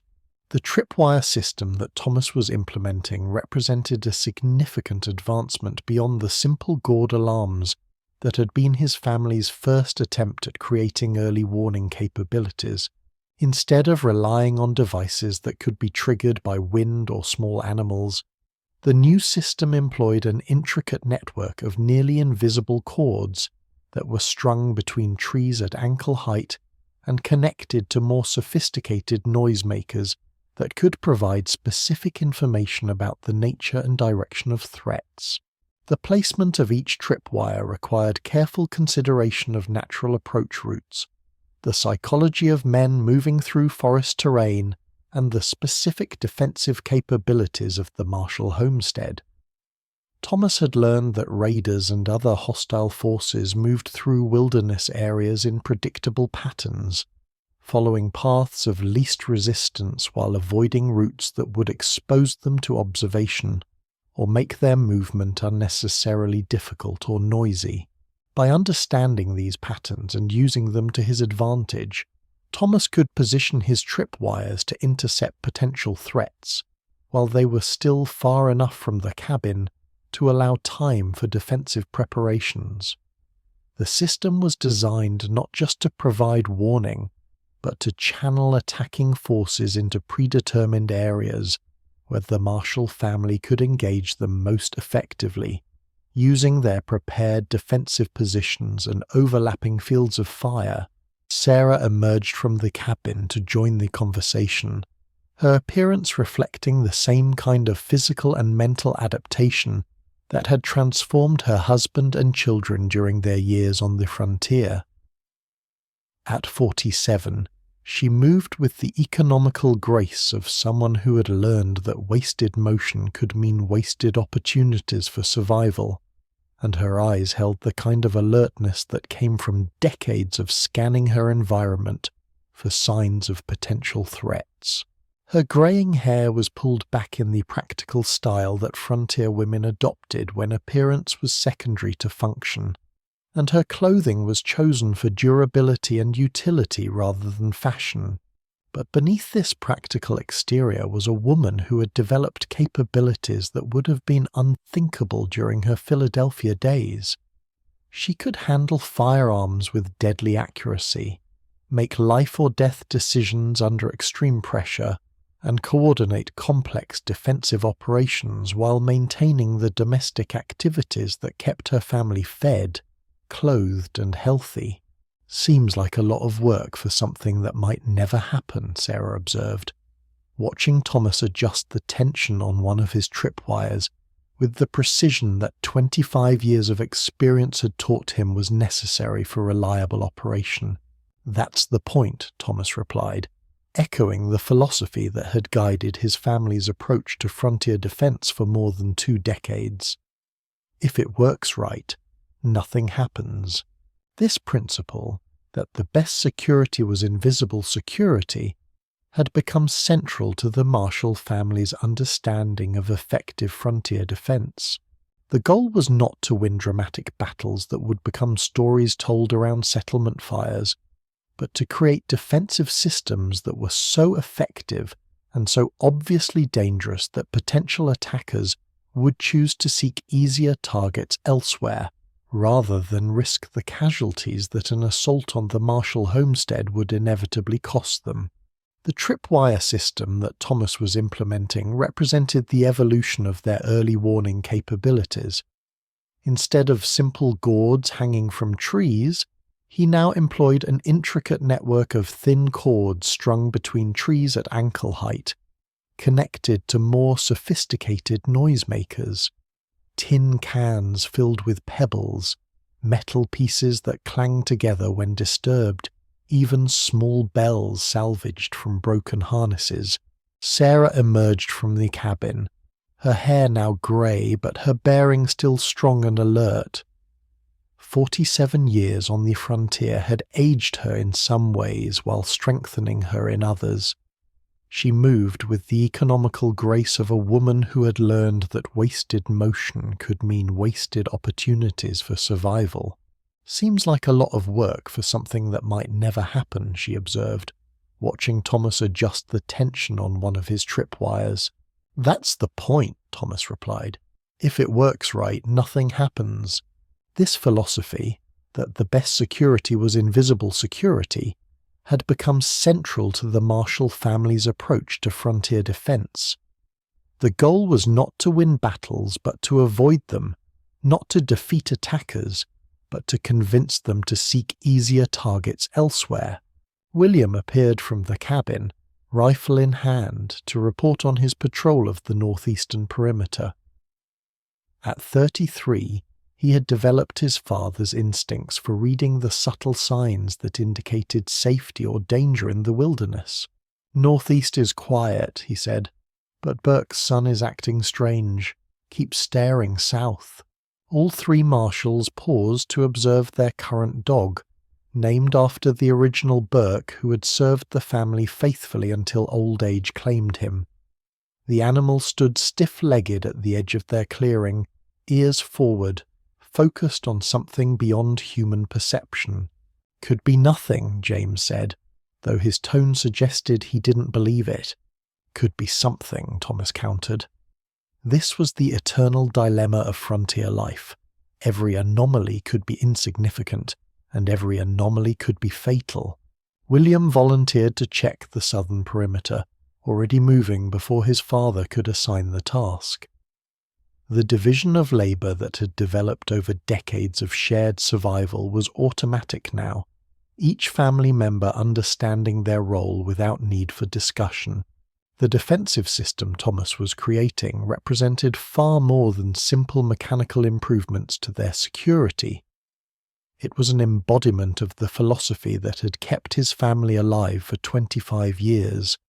The understanding that survival on the frontier required not just physical strength or superior weapons, but systematic thinking, careful planning, and the ability to learn from both successes and failures while continuously adapting to changing circumstances. The tripwire network formed a perimeter roughly 50 yards from the cabin in all directions, but its design was far from uniform. Each section of the perimeter was tailored to the specific terrain and the particular threats that might approach from that direction.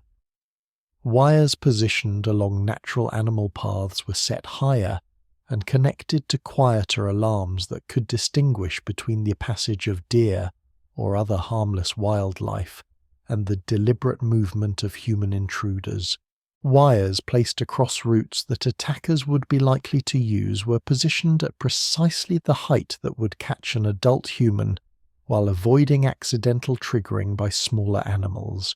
Beyond the tripwire perimeter, Thomas had cleared another 50 yards of brush and small trees, creating what military engineers would recognize as a glacis, an open slope that provided no cover for attackers while offering defenders clear fields of fire from multiple angles. This cleared area had required months of back-breaking labor to create and maintain, but its value had been proven multiple times when potential threats had approached the Marshall homestead. Taken one look at the open ground they would have to cross under fire and decided to seek easier prey elsewhere. The psychological impact of these defensive preparations was often as important as their physical effectiveness. Raiders and other hostile forces who made their living by preying on frontier families had learned to recognize the signs that indicated a well-prepared and dangerous target. A homestead with cleared fields of fire, obvious defensive preparations, and evidence of systematic planning was likely to be defended by people who had both the knowledge and the will to inflict serious casualties on attackers. William emerged from the cabin carrying his rifle, and the serious expression that had become habitual for frontier men who understood that relaxation could be fatal.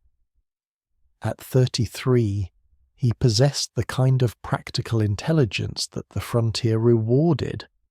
The ability to assess complex situations quickly, make sound decisions under pressure, and implement solutions that might mean the difference between survival and death for his entire family. Northeast perimeter is quiet, he reported, confirming what Thomas had expected but still needed to verify through direct observation. The systematic surveillance of their territory was never skipped or abbreviated, regardless of how peaceful conditions might appear, because the moment that vigilance was relaxed was often the moment that enemies chose to strike. "But Burke's son is acting strange," William added, referring to their current dog with the name that honoured the memory of the original Burke, who had served the family faithfully until old age had claimed him. "Keeps staring south and won't settle down." All three marshals paused to observe their dog, understanding that the animal's behaviour was often a more reliable indicator of potential threats than human senses could provide.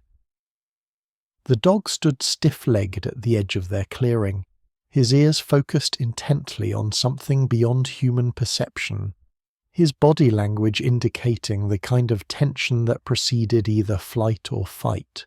Burke's descendants had inherited not only their ancestors' loyalty and intelligence, but also his uncanny ability to detect the presence of human intruders long before they came within range of the family's other defensive systems.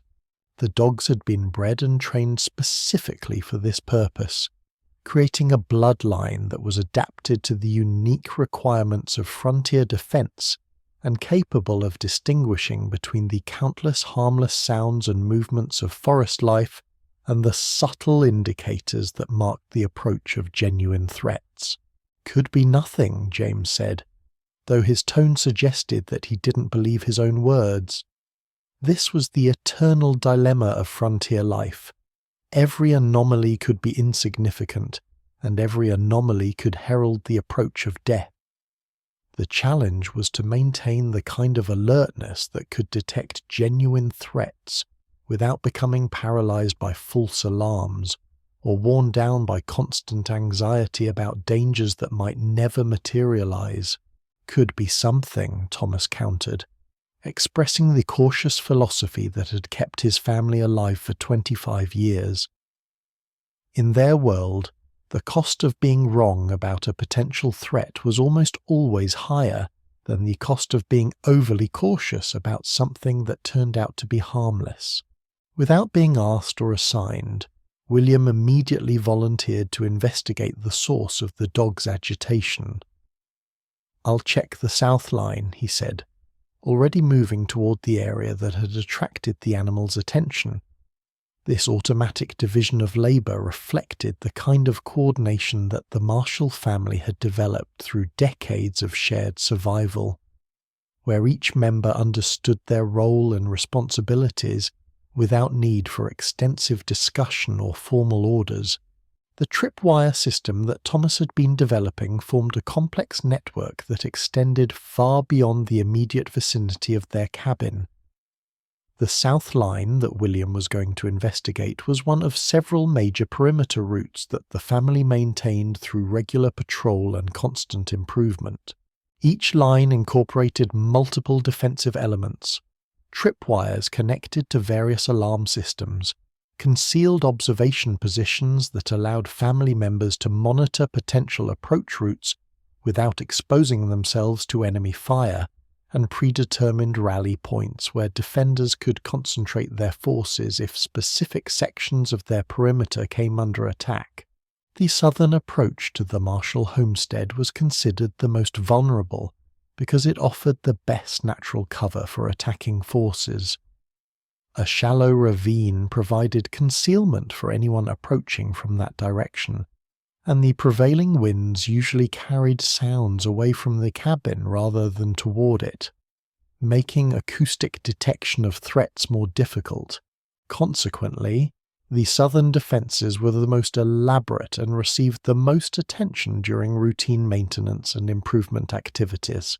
As William disappeared into the forest with the silent, purposeful movement that 25 years of frontier living had made automatic, Thomas and James continued their work on the expanding defensive network while maintaining the kind of alertness that had become second nature to their family. Their conversation continued in the low tones that frontier families used when they wanted to communicate without advertising their presence to potential observers who might be watching from concealment. The stakes that Thomas was sharpening would serve multiple purposes in their defensive system. Some would be used to mark tripwire locations for family members who needed to move through the network without triggering their own alarms. Others would serve as supports for additional wire runs that would expand their early warning capabilities. The largest and sharpest stakes would be positioned as defensive obstacles designed to slow and injure attackers who might attempt to rush their cabin during an assault. But the most important function of the stakes was psychological rather than physical. When potential enemies discovered evidence of systematic defensive preparations, and they always did eventually, Because effective reconnaissance was essential for successful raids, they would be forced to reconsider their assessment of the Marshall homestead as a potential target. The visible evidence of careful planning and thorough preparation suggested defenders who were both experienced and determined, qualities that made any attack far more dangerous and less likely to succeed. "We should bring in the livestock," Sarah suggested, her maternal instincts extending not only to her human family, but to the animals whose survival was essential for their long-term sustainability. Their livestock had expanded significantly since their early days. They now owned 4 cows, a dozen chickens, 2 horses, and 6 pigs, wealth that made them attractive targets for raiders, while simultaneously making them more capable of surviving isolation or siege conditions. Not yet, Thomas decided after considering the suggestion carefully. Moving the animals would provide them with additional protection, but it would also signal to any watching enemies that the family had detected potential threats and was taking defensive measures. Sometimes it was better to appear unaware while actually being fully prepared, allowing potential attackers to reveal their positions and intentions before implementing obvious defensive responses. "But be ready," he added, indicating that Sarah should make preparations that would allow them to secure the livestock quickly if circumstances changed. This kind of contingency planning had become automatic for the Marshall family, who had learned that survival often depended on the ability to implement multiple courses of action rapidly as situations developed. Inside the cabin, their newest security innovation waited ready for use. A simple but effective system of pulleys and counterweights that allowed the heavy wooden door bar to be dropped into place from a distance.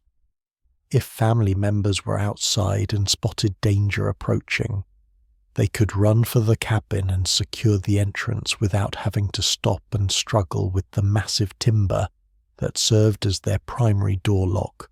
This innovation had been inspired by watching other frontier families lose precious seconds and sometimes their lives, while fumbling with door bars during emergency situations. The system was typical of the practical engineering that the frontier demanded. It was constructed entirely from materials that were readily available to isolated families, required no specialized knowledge or tools to build or maintain, and served its function reliably under the kind of stress conditions that could destroy more complicated mechanisms. Most importantly, it could be operated by any family member, including the children, ensuring that their defensive capabilities would not be compromised if specific individuals were injured or absent during an emergency. When William returned from his reconnaissance of the southern perimeter, his expression immediately communicated that the dog's agitation had been justified. He moved with the controlled urgency that frontier families used when speed was important, but panic could be fatal, and his eyes held the kind of focused alertness that indicated genuine threats had been detected and assessed.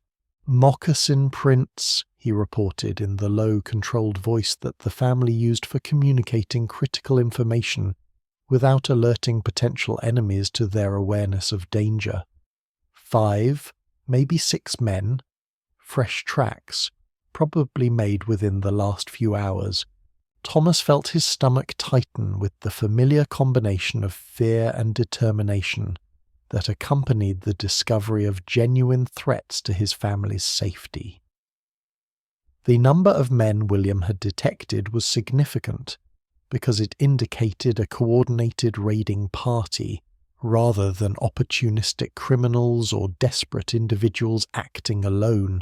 6 men represented a force that was large enough to overwhelm unprepared defenders, but small enough to move quickly and quietly through forest terrain without creating obvious signs of their presence. "Now, how old are the tracks?" Thomas asked, though William's initial assessment had already provided the most important information.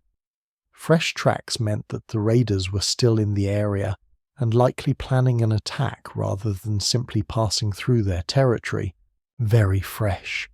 Made this morning, probably within the last 2 or 3 hours, William confirmed. They're carrying heavy loads, probably weapons and equipment. The depth of the print suggests they're well equipped for an extended operation. This analysis provided crucial intelligence about the nature of the threat they faced. Raiders carrying heavy equipment were likely planning a sustained attack rather than a quick hit-and-run operation. This meant the Marshall family would need to prepare for a siege rather than a brief firefight, and their defensive plans would need to account for the possibility that the attackers might be willing to maintain pressure for an extended period. Shawnee, James asked, seeking to identify the specific type of threat they were facing so that defensive preparations could be tailored accordingly. William shook his head. Delaware, most likely. The moccasin pattern is distinctive. You can see the different stitching style and sole construction. These aren't local natives. They've travelled some distance to get here. This identification was crucial for understanding both the capabilities and intentions of the raiders. Delaware warriors were known for their systematic approach to frontier warfare. Their willingness to take casualties in pursuit of strategic objectives, and their expertise with both traditional weapons and the firearms that they had acquired through trade or capture. An attacking force of Delaware warriors would be far more dangerous than opportunistic criminals or desperate settlers, requiring defensive measures that were appropriate for military-quality opponents rather than simple predators. "What's the plan?" William asked, though he was already mentally reviewing the defensive protocols that the family had developed for exactly this type of situation. Thomas considered their options with the systematic thoroughness that 25 years of frontier survival had taught him was essential for making life-or-death decisions under pressure. They could attempt to evacuate their homestead and seek refuge with neighbours or at Fort Pitt, but doing so would mean abandoning everything they had worked to build and leaving their property vulnerable to destruction or occupation by hostile forces. They could attempt to mount a defense with just their family members, but 6 Delaware warriors represented a formidable opponent for 4 adults and several children. Or they could implement the mutual aid protocols that frontier families had developed for situations that exceeded individual capabilities. James, ride to the Thornton place, Thomas decided, choosing the course of action that offered the best chance of survival for his family, while maintaining their ability to protect their property and possessions. Tell them we've spotted Delaware scouts. If they're planning to hit us, they might target other families as well. The Thorntons lived 5 miles to the west and represented the closest node in the informal network of frontier families who had agreed to provide mutual assistance when individual homesteads came under attack.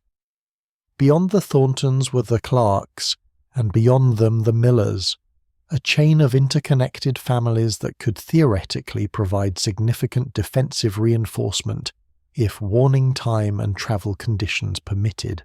But the mutual aid system that frontier families had developed was far from guaranteed to be effective in any specific situation. Travel between homesteads required time that might not be available during rapidly developing emergencies. Families might be dealing with their own crises or might be unable to leave their own properties undefended. Weather, terrain, or enemy action might make movement between homesteads impossible or prohibitively dangerous. Still, the possibility of mutual aid was often the difference between successful defense and catastrophic defeat for frontier families who faced threats that exceeded their individual capabilities. The Marshall family had participated in several defensive actions at neighbouring homesteads, and they had a reasonable expectation that their neighbours would respond similarly when circumstances permitted. "Or what about Emma?" Sarah asked. her maternal concern extending to their married daughter, whose homestead 10 miles to the north might also be vulnerable to attack if the Delaware raiding party was part of a larger offensive operation. "William will ride north to warn her and John after we finish setting up our defenses," Thomas replied, balancing the need to protect all family members against the requirement to maintain adequate defensive strength at their own homestead. If this is part of a coordinated attack, Emma and John need to know, but we can't weaken our own position until we're fully prepared.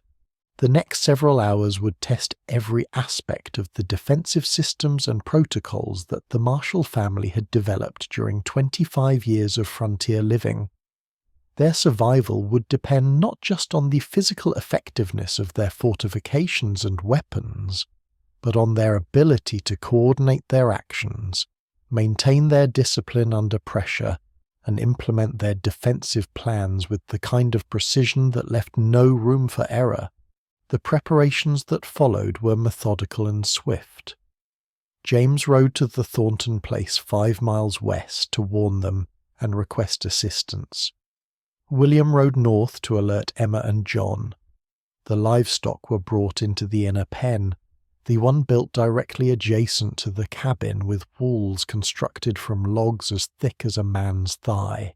By evening, the Marshall homestead had been transformed into a military position. Extra weapons were placed at strategic points throughout the cabin.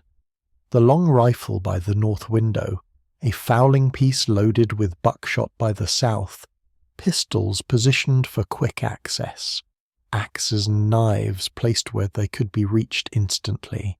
The signal horn sat ready by the door, a simple cow horn that could produce blasts audible for miles.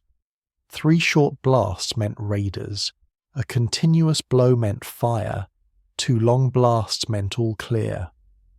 This was part of an informal network of frontier families who had developed a system for warning each other and providing mutual assistance when possible. As darkness fell, the Marshall family took their positions. Thomas at the north window, William at the south, James at the east, and Sarah moving between the west window and the reinforced area where their emergency supplies were stored. The attack, when it came, followed the pattern that Thomas had seen before. The raiders tested the perimeter, found the tripwires, and attempted to circle the cabin looking for a weak point. When they encountered the cleared ground that forced them to approach in the open, they hesitated. When their attempts to set fire to the roof were quickly extinguished by William's prepared water buckets, they realized they faced experienced defenders. By dawn, the raiders had withdrawn, having lost 2 men to rifle fire without gaining anything of value. The Marshall family's preparation, their security systems, and their coordinated defense had transformed what might have been a massacre into a failed raid that cost the attackers more than they were willing to pay. Episode 4, The Master's Workshop 1800. Another 25 years had passed since the Delaware raiders had tested the Marshall family's defenses, and the frontier had continued its relentless transformation from untamed wilderness to an increasingly connected network of settlements, roads, and established communities. Thomas Marshall, now 82 years old, sat in the shade of a massive oak tree that had been a sapling when his family first arrived in Ohio Territory, watching his grandson Thomas, named in his honor, help William install the latest innovations in their ever-evolving defensive systems.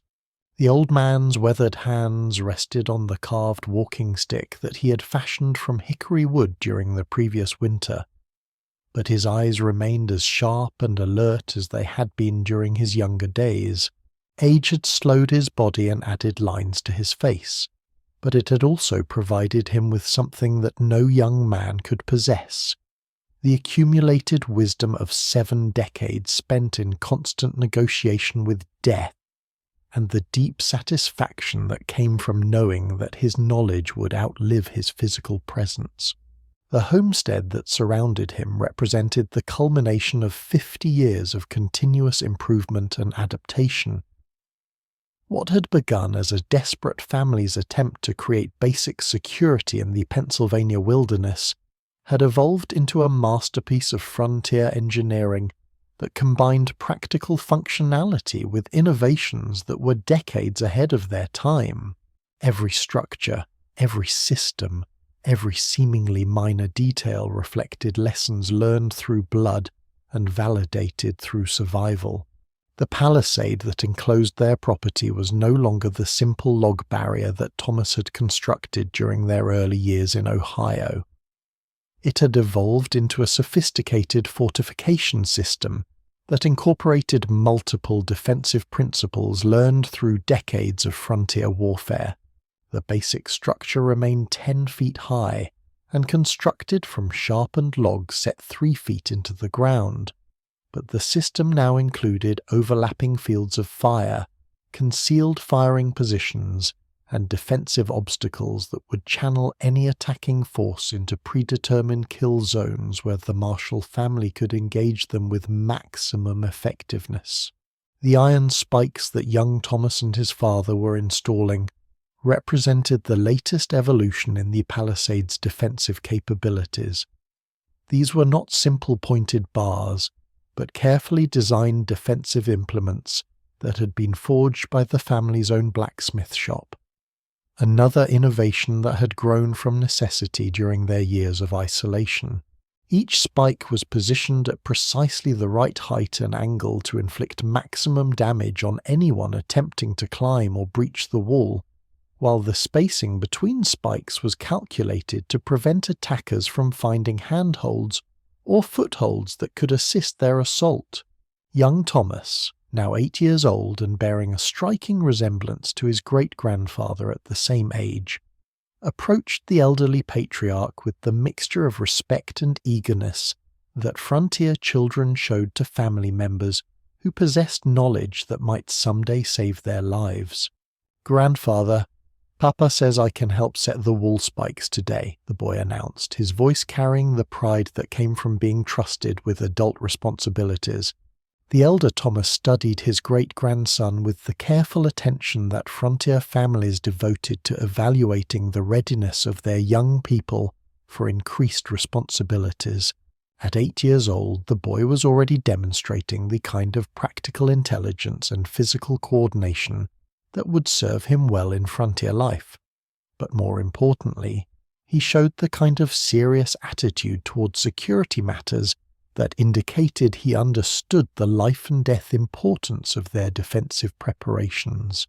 "Think you're ready for that responsibility?" Thomas asked, continuing the family tradition of teaching through questions rather than simple instruction. "Yes, sir. I've been practicing with the small hatchet like you showed me, and I know all the safety rules for working around the sharp iron," the boy replied, demonstrating that his preparation had been thorough and systematic. This moment represented something profound in the evolution of frontier knowledge transmission. The skills and techniques that the elder Thomas had learned through desperate improvisation during life-threatening emergencies were now being passed to a third generation as established procedures with proven effectiveness. What had once been innovations born of necessity had become institutional knowledge that could be taught systematically and implemented with confidence. William emerged from the family workshop carrying a bundle of the iron spikes that represented months of careful work by multiple family members. At 55, he had become the practical head of the family's operations, while still deferring to his father's extensive experience and strategic wisdom. His hands showed the permanent stains and calluses that came from working with hot metal and heavy tools, and his understanding of engineering principles had evolved far beyond what any frontier family would normally require.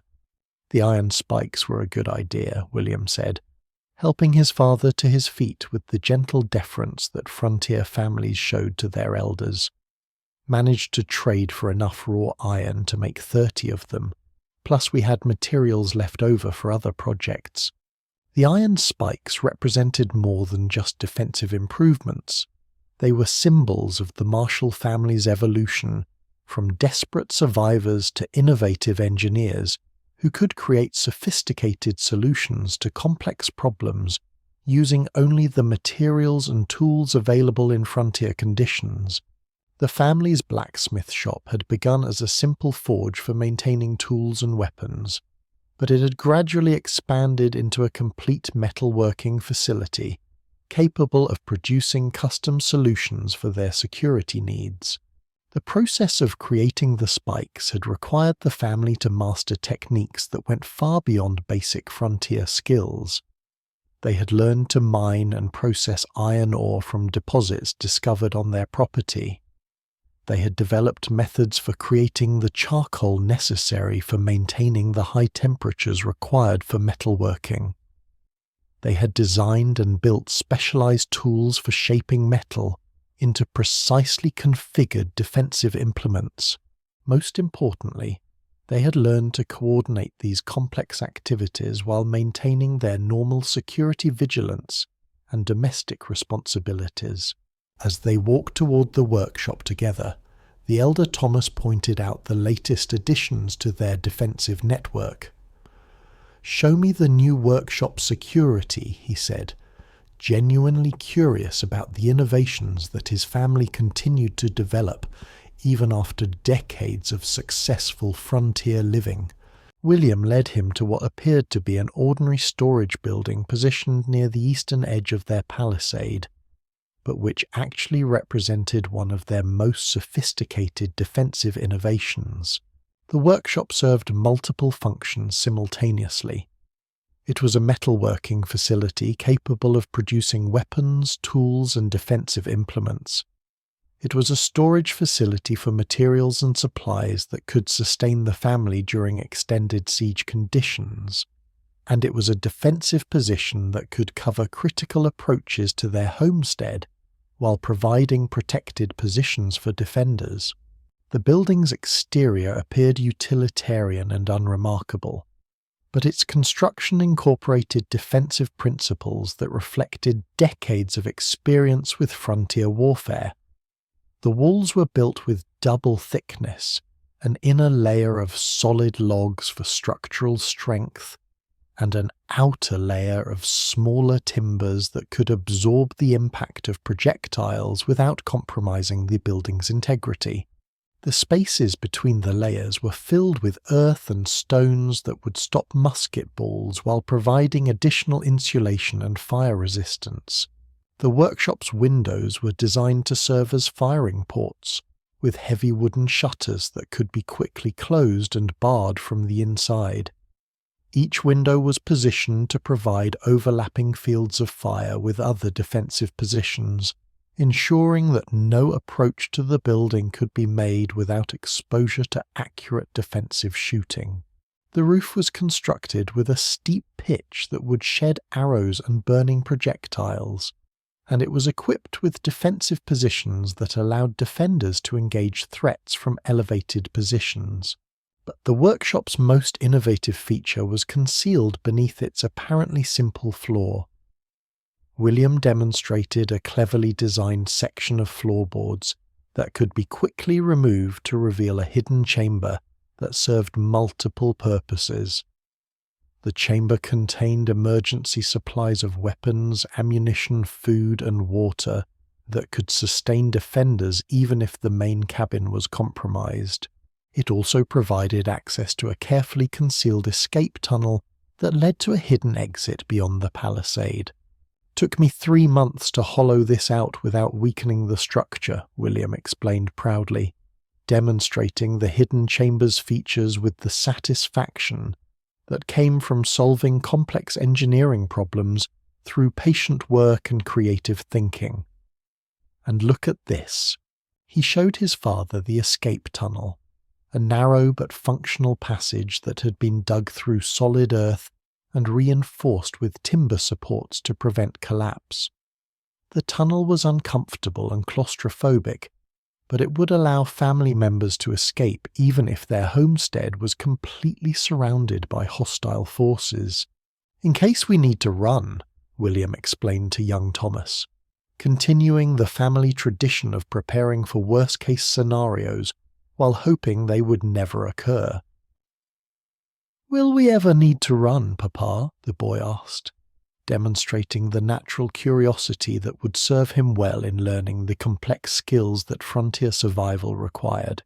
"Hope not," William replied, "but your grandfather taught me that hope isn't a strategy." This philosophy, that preparation for the worst-case scenario was not paranoia but prudence, had kept the Marshall family alive for 3 generations and had allowed them to prosper while many of their neighbors had been killed or driven off by threats that they had failed to anticipate or prepare for adequately. The workshop also housed the family's most advanced communication equipment, including the mirror signaling system that Sarah had developed for communicating with Emma's homestead during daylight hours, and the carefully designed fire signal system that could transmit coded messages to neighboring families during nighttime emergencies. These communication systems represented crucial components in the informal network of frontier families who had learned that mutual assistance often meant the difference between survival and destruction when individual homesteads faced threats that exceeded their individual capabilities. As the afternoon progressed, the elder Thomas shared more stories with his great-grandson, continuing the oral tradition that preserved not just technical knowledge, but also the philosophical and psychological insights that had enabled the Marshall family to maintain their effectiveness and morale through decades of constant danger. He told of the evolution of their security systems from crude improvisation to sophisticated engineering, of the neighbors and friends who had contributed knowledge and assistance during critical moments, and of the mistakes and failures that had taught lessons as valuable as any success. "The important thing to remember," he told young Thomas, "is that every threat teaches you something valuable if you survive it, and pay attention to the lessons it offers. Every attack that fails makes you stronger if you learn from it, and adapt your defenses accordingly." The boy listened with the intense concentration that frontier children brought to instruction that they understood might someday save their lives or the lives of their families. He was absorbing not just specific techniques and procedures, but also the mindset and approach that had enabled his great-grandfather to transform desperate improvisation into systematic expertise. As evening approached, the family gathered for their traditional meal together, a custom that served practical as well as social purposes. Mealtimes were when information was shared systematically, when plans were coordinated, and when the physical and mental condition of each family member could be assessed and monitored. The frontier demanded constant attention to the health and capabilities of every individual, because the loss or incapacitation of any family member could compromise the security of the entire group. Sarah, now 72 but still sharp and capable, reported on her observations from the day's activities around their homestead. "The chickens were restless this afternoon," she noted. "Something had them stirred up around midday." This kind of information might seem trivial to people unfamiliar with frontier life, but to the Marshall family, it represented intelligence that could indicate the presence of predators, human or animal, in their immediate area. The behavior of domestic animals often provided early warning of threats that human senses might miss, and the family had learned to pay attention to such indicators as part of their comprehensive approach to security and threat assessment. William shared his observations from the day's work on their defensive improvements. "Found some old tracks near the north wall while we were digging post holes. Maybe a week old, but they looked like they came from someone who was deliberately scouting our defenses. James, who had ridden over from his own homestead for the evening visit, added his intelligence from the broader frontier community. Saw smoke from the Henderson place yesterday, more than usual for this time of year. Might indicate they're doing some kind of emergency preparation. These fragments of information, when combined and analysed collectively, created a comprehensive picture of activities and potential threats in their area that helped the family assess their current level of risk and adjust their security measures accordingly. The systematic gathering and evaluation of such intelligence had become as important to their survival as their physical defensive preparations, providing early warning that could mean the difference between successful preparation and catastrophic surprise. The conversation also covered routine planning and coordination for the following day's activities. Who would patrol which sections of their perimeter? What maintenance tasks needed to be completed on their defensive systems? What supplies needed to be checked or replenished? And what communications needed to be sent to neighbouring families or received from the broader frontier network? This kind of systematic planning ensured that nothing essential was overlooked, and that every family member understood their responsibilities and priorities. As the evening wound down, and the family prepared for the night watch rotations that had become as natural as breathing for frontier families, the elder Thomas found himself reflecting on the remarkable journey that had brought them from that first terrifying night with the wolves in Pennsylvania to this moment of relative security and prosperity in Ohio.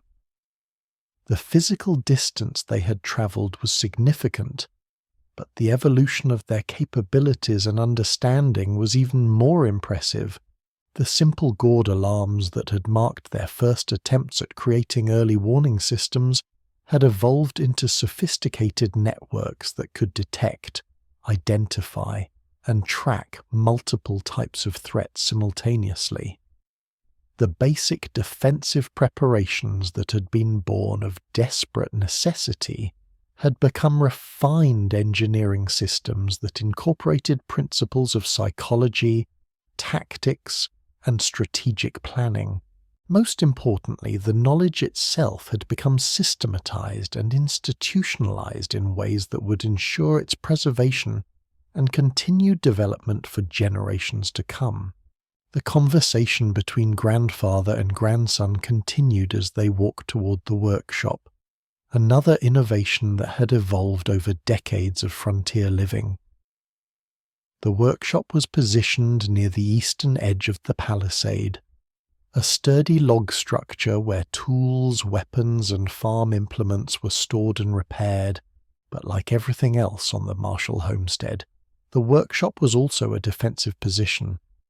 Firing ports had been cut into its walls, allowing defenders to cover approaches from multiple angles. The roof was constructed with an emergency escape hatch, and weapons were cached both inside and in hidden locations around the building. "Why don't we just make the walls higher?" young Thomas asked, demonstrating the natural curiosity that would serve him well on the frontier. "What happens to higher walls in high winds?" William prompted, continuing his son's education in practical engineering. "They fall over easier," the boy replied, parroting a lesson he had obviously heard before. "That's right. Better a 10-foot wall that stands than a 15-foot wall that fails." This exchange represented the essence of frontier wisdom, practical knowledge gained through experience and tested by survival. Every innovation, every improvement to their security systems had been earned through trials that often involved life and death consequences. As they reached the workshop, Thomas pointed out the latest addition to their defensive preparations. "Show me the new workshop security," he said to William. His son led him to what appeared to be an ordinary storage area, but which actually concealed one of their most sophisticated innovations. Hidden behind a false wall was a cache of weapons, ammunition, and supplies that could sustain the family for weeks if their primary defenses were breached. "Took me 3 months to hollow this out without weakening the structure," William explained proudly. "And look at this." He demonstrated a cleverly concealed escape tunnel that led from the workshop to a hidden exit beyond the palisade. The tunnel was narrow and uncomfortable, but it would allow family members to escape even if the compound was overrun. "In case we need to run," William explained to his son. "Will we ever need to run, Papa?" young Thomas asked. "Hope not," William replied. "But your grandfather taught me that hope isn't a strategy. This philosophy, that preparation for the worst-case scenario was not paranoia but prudence, had kept the Marshall family alive for 3 generations. They had survived wolves and raiders, harsh winters and failed crops, disease and isolation, because they had learned to anticipate threats and prepare for them systematically." As the afternoon progressed, the elder Thomas shared more stories with his grandson, tales that served both as entertainment and as education. He told of the night with the wolves in Pennsylvania, of the raiders who had marked their cabin, of the evolution of their security systems from simple gourd alarms to the sophisticated network of defenses that now protected their Ohio homestead. "The important thing," he told young Thomas, "is to remember that every threat teaches you something. Every attack makes you stronger if you survive it and learn from it." The boy listened with the intensity that children bring to stories they know are important, absorbing lessons that might someday save his life or the lives of his own children. As evening approached, the family gathered for their traditional meal together, a custom that had developed not just from affection but from practical necessity. Meal times were when information was shared, plans were made, and the subtle indicators of each family member's physical and mental condition could be assessed. Sarah, now 72 but still sharp and capable, reported on her observations from the day's activities. "The chickens were restless this afternoon," she noted. "Something had them stirred up." This kind of information might seem trivial to people unfamiliar with frontier life, but to the Marshalls it was intelligence that could indicate the presence of predators, human or animal, in their area. William shared his findings from the day's patrol. Found old campfire remains about 2 miles south, maybe a week old, but it was a sizable group. James, who had returned from his own homestead for the evening visit, added his observations. "Saw smoke from the Henderson place yesterday, more than usual for this time of year." These fragments of information, when combined and analysed, created a picture of activity in their area that helped the family assess their current level of risk and adjust their security measures accordingly. Episode 5, The Legacy Secured, 1820. In the final chapter of Thomas Marshall's frontier saga, the old man sat in his favourite chair by the window of their Ohio cabin, watching his great-grandchildren play in the yard while their parents maintained the security systems that had become as natural as breathing to the Marshall family. At 92, Thomas had lived to see the frontier transformed from a place where isolation meant death to a network of established communities connected by roads and regular communication. But his family's commitment to self-reliance and defensive preparation had not diminished. If anything, it had become more sophisticated as new threats emerged and old lessons were refined. Young Thomas, now 16 and bearing a striking resemblance to his great-grandfather at the same age, was teaching his younger siblings the basics of perimeter security.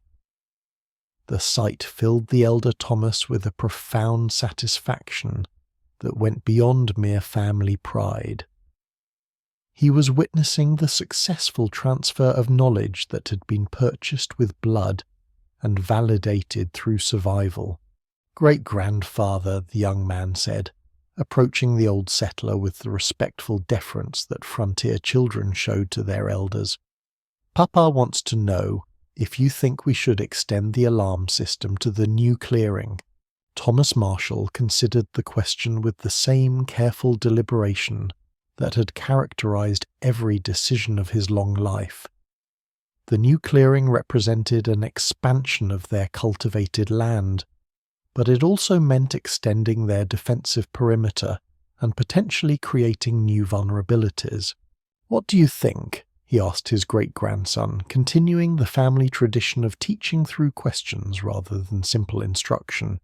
"I think we should," the young man replied thoughtfully. "The new corn will be worth protecting, and if we don't secure it, we're just inviting trouble." Thomas nodded approvingly. "Show me your reasoning." Young Thomas pointed toward the new clearing, his explanation demonstrating that he had absorbed decades of accumulated wisdom about frontier security. "The clearing gives us good fields of fire in 3 directions, but the northern approach has too much cover.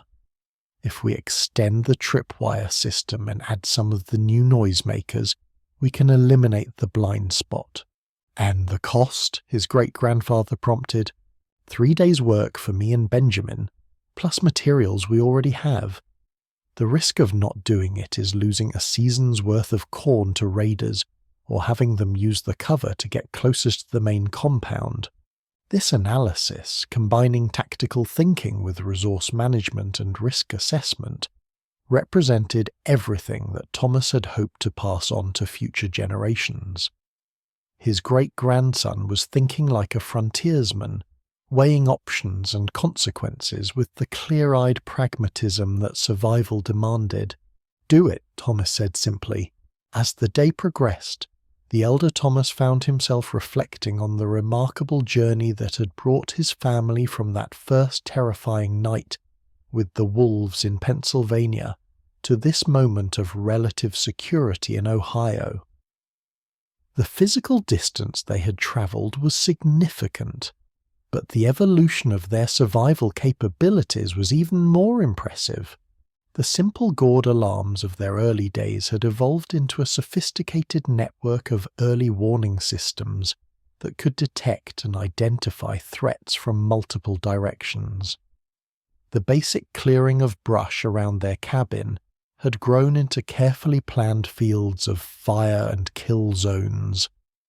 The improvised defensive measures of desperate settlers had become refined security protocols that could be adapted to almost any situation, but perhaps most importantly, the knowledge itself had become institutionalized within the family. Each generation built upon the discoveries of the previous one, adding innovations while preserving the fundamental principles that had proven effective through decades of testing. Sarah, now approaching her 80th year, joined Thomas on the cabin's front porch, moving with the careful deliberation of someone whose body had been shaped by a lifetime of physical labor and constant vigilance. "Do you ever wonder what would have happened if we had stayed in Philadelphia?" she asked. Settling into the chair beside her husband, Thomas considered the question seriously. "We would have been safe," he said finally, "but we wouldn't have been strong." This distinction between safety and strength had become central to Thomas's understanding of what the frontier had given his family. Safety was passive, dependent on external systems and other people's competence. Strength was active, earned through experience and maintained through constant effort. "The children would have grown up different," Sarah observed, watching their descendants work together to maintain the family's defensive systems. "They wouldn't have grown up at all," Thomas replied grimly. "Not in the ways that matter out here."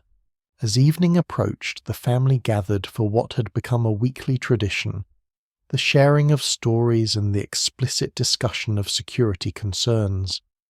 This wasn't just social time, it was intelligence gathering and tactical planning disguised as family conversation.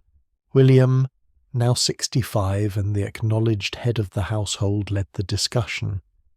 Each family member reported on their observations from the previous week, sharing information about unusual animal behavior, signs of human passage through their area, changes in the behavior of neighboring families, and any other indicators that might suggest emerging threats.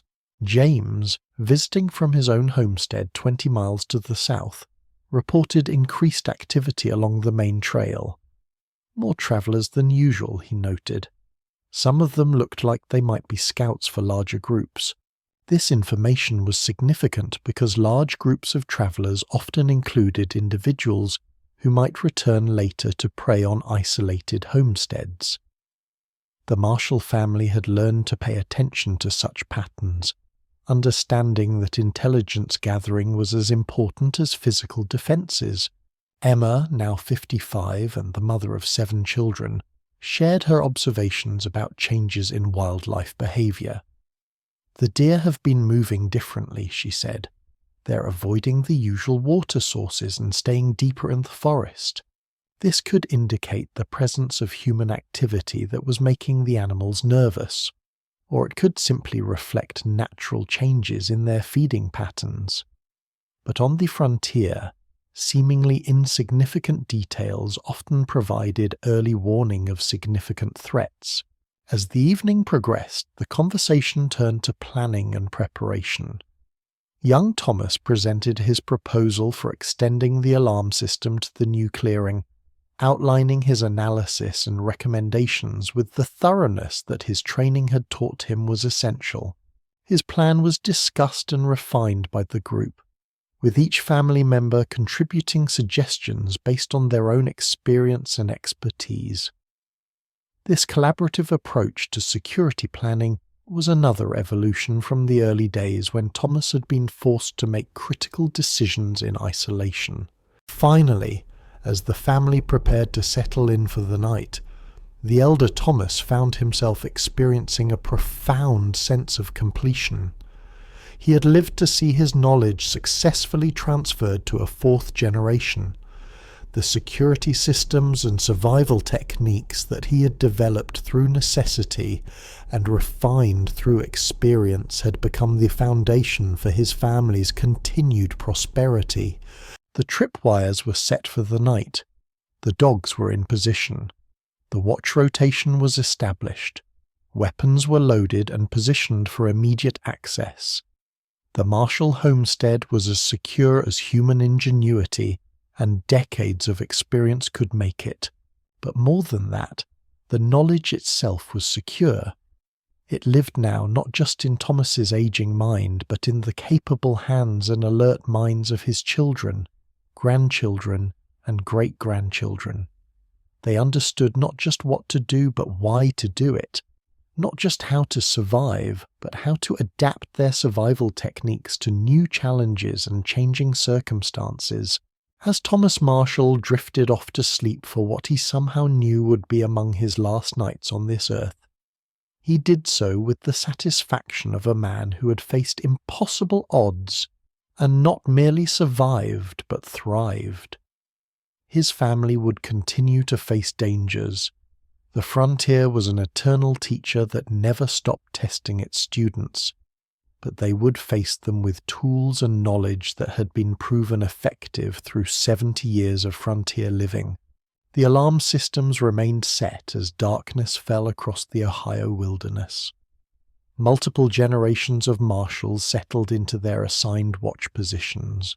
The dogs took their posts, and the eternal vigil continued, an unbroken chain of vigilance stretching back to that first terrifying night in Pennsylvania, when a young settler named Thomas Marshall had first understood that survival demanded more than hope. It demanded preparation, innovation, and the will to never stop learning from the harsh lessons that the frontier taught to all who dared to call it home. Epilogue: The frontier endures. The security systems developed by Thomas Marshall and his family represented more than mere survival techniques.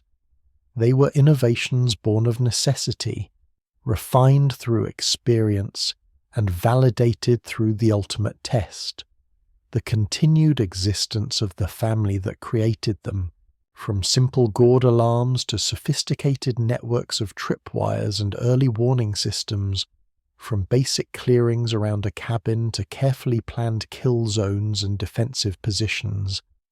The Marshall family had created a comprehensive approach to frontier security that would influence generations of settlers, but perhaps their greatest innovation was the institutionalization of knowledge itself, the development of systematic methods for passing survival techniques from one generation to the next, ensuring that hard-earned lessons would not be lost, and that each new generation would build upon the discoveries of those who came before.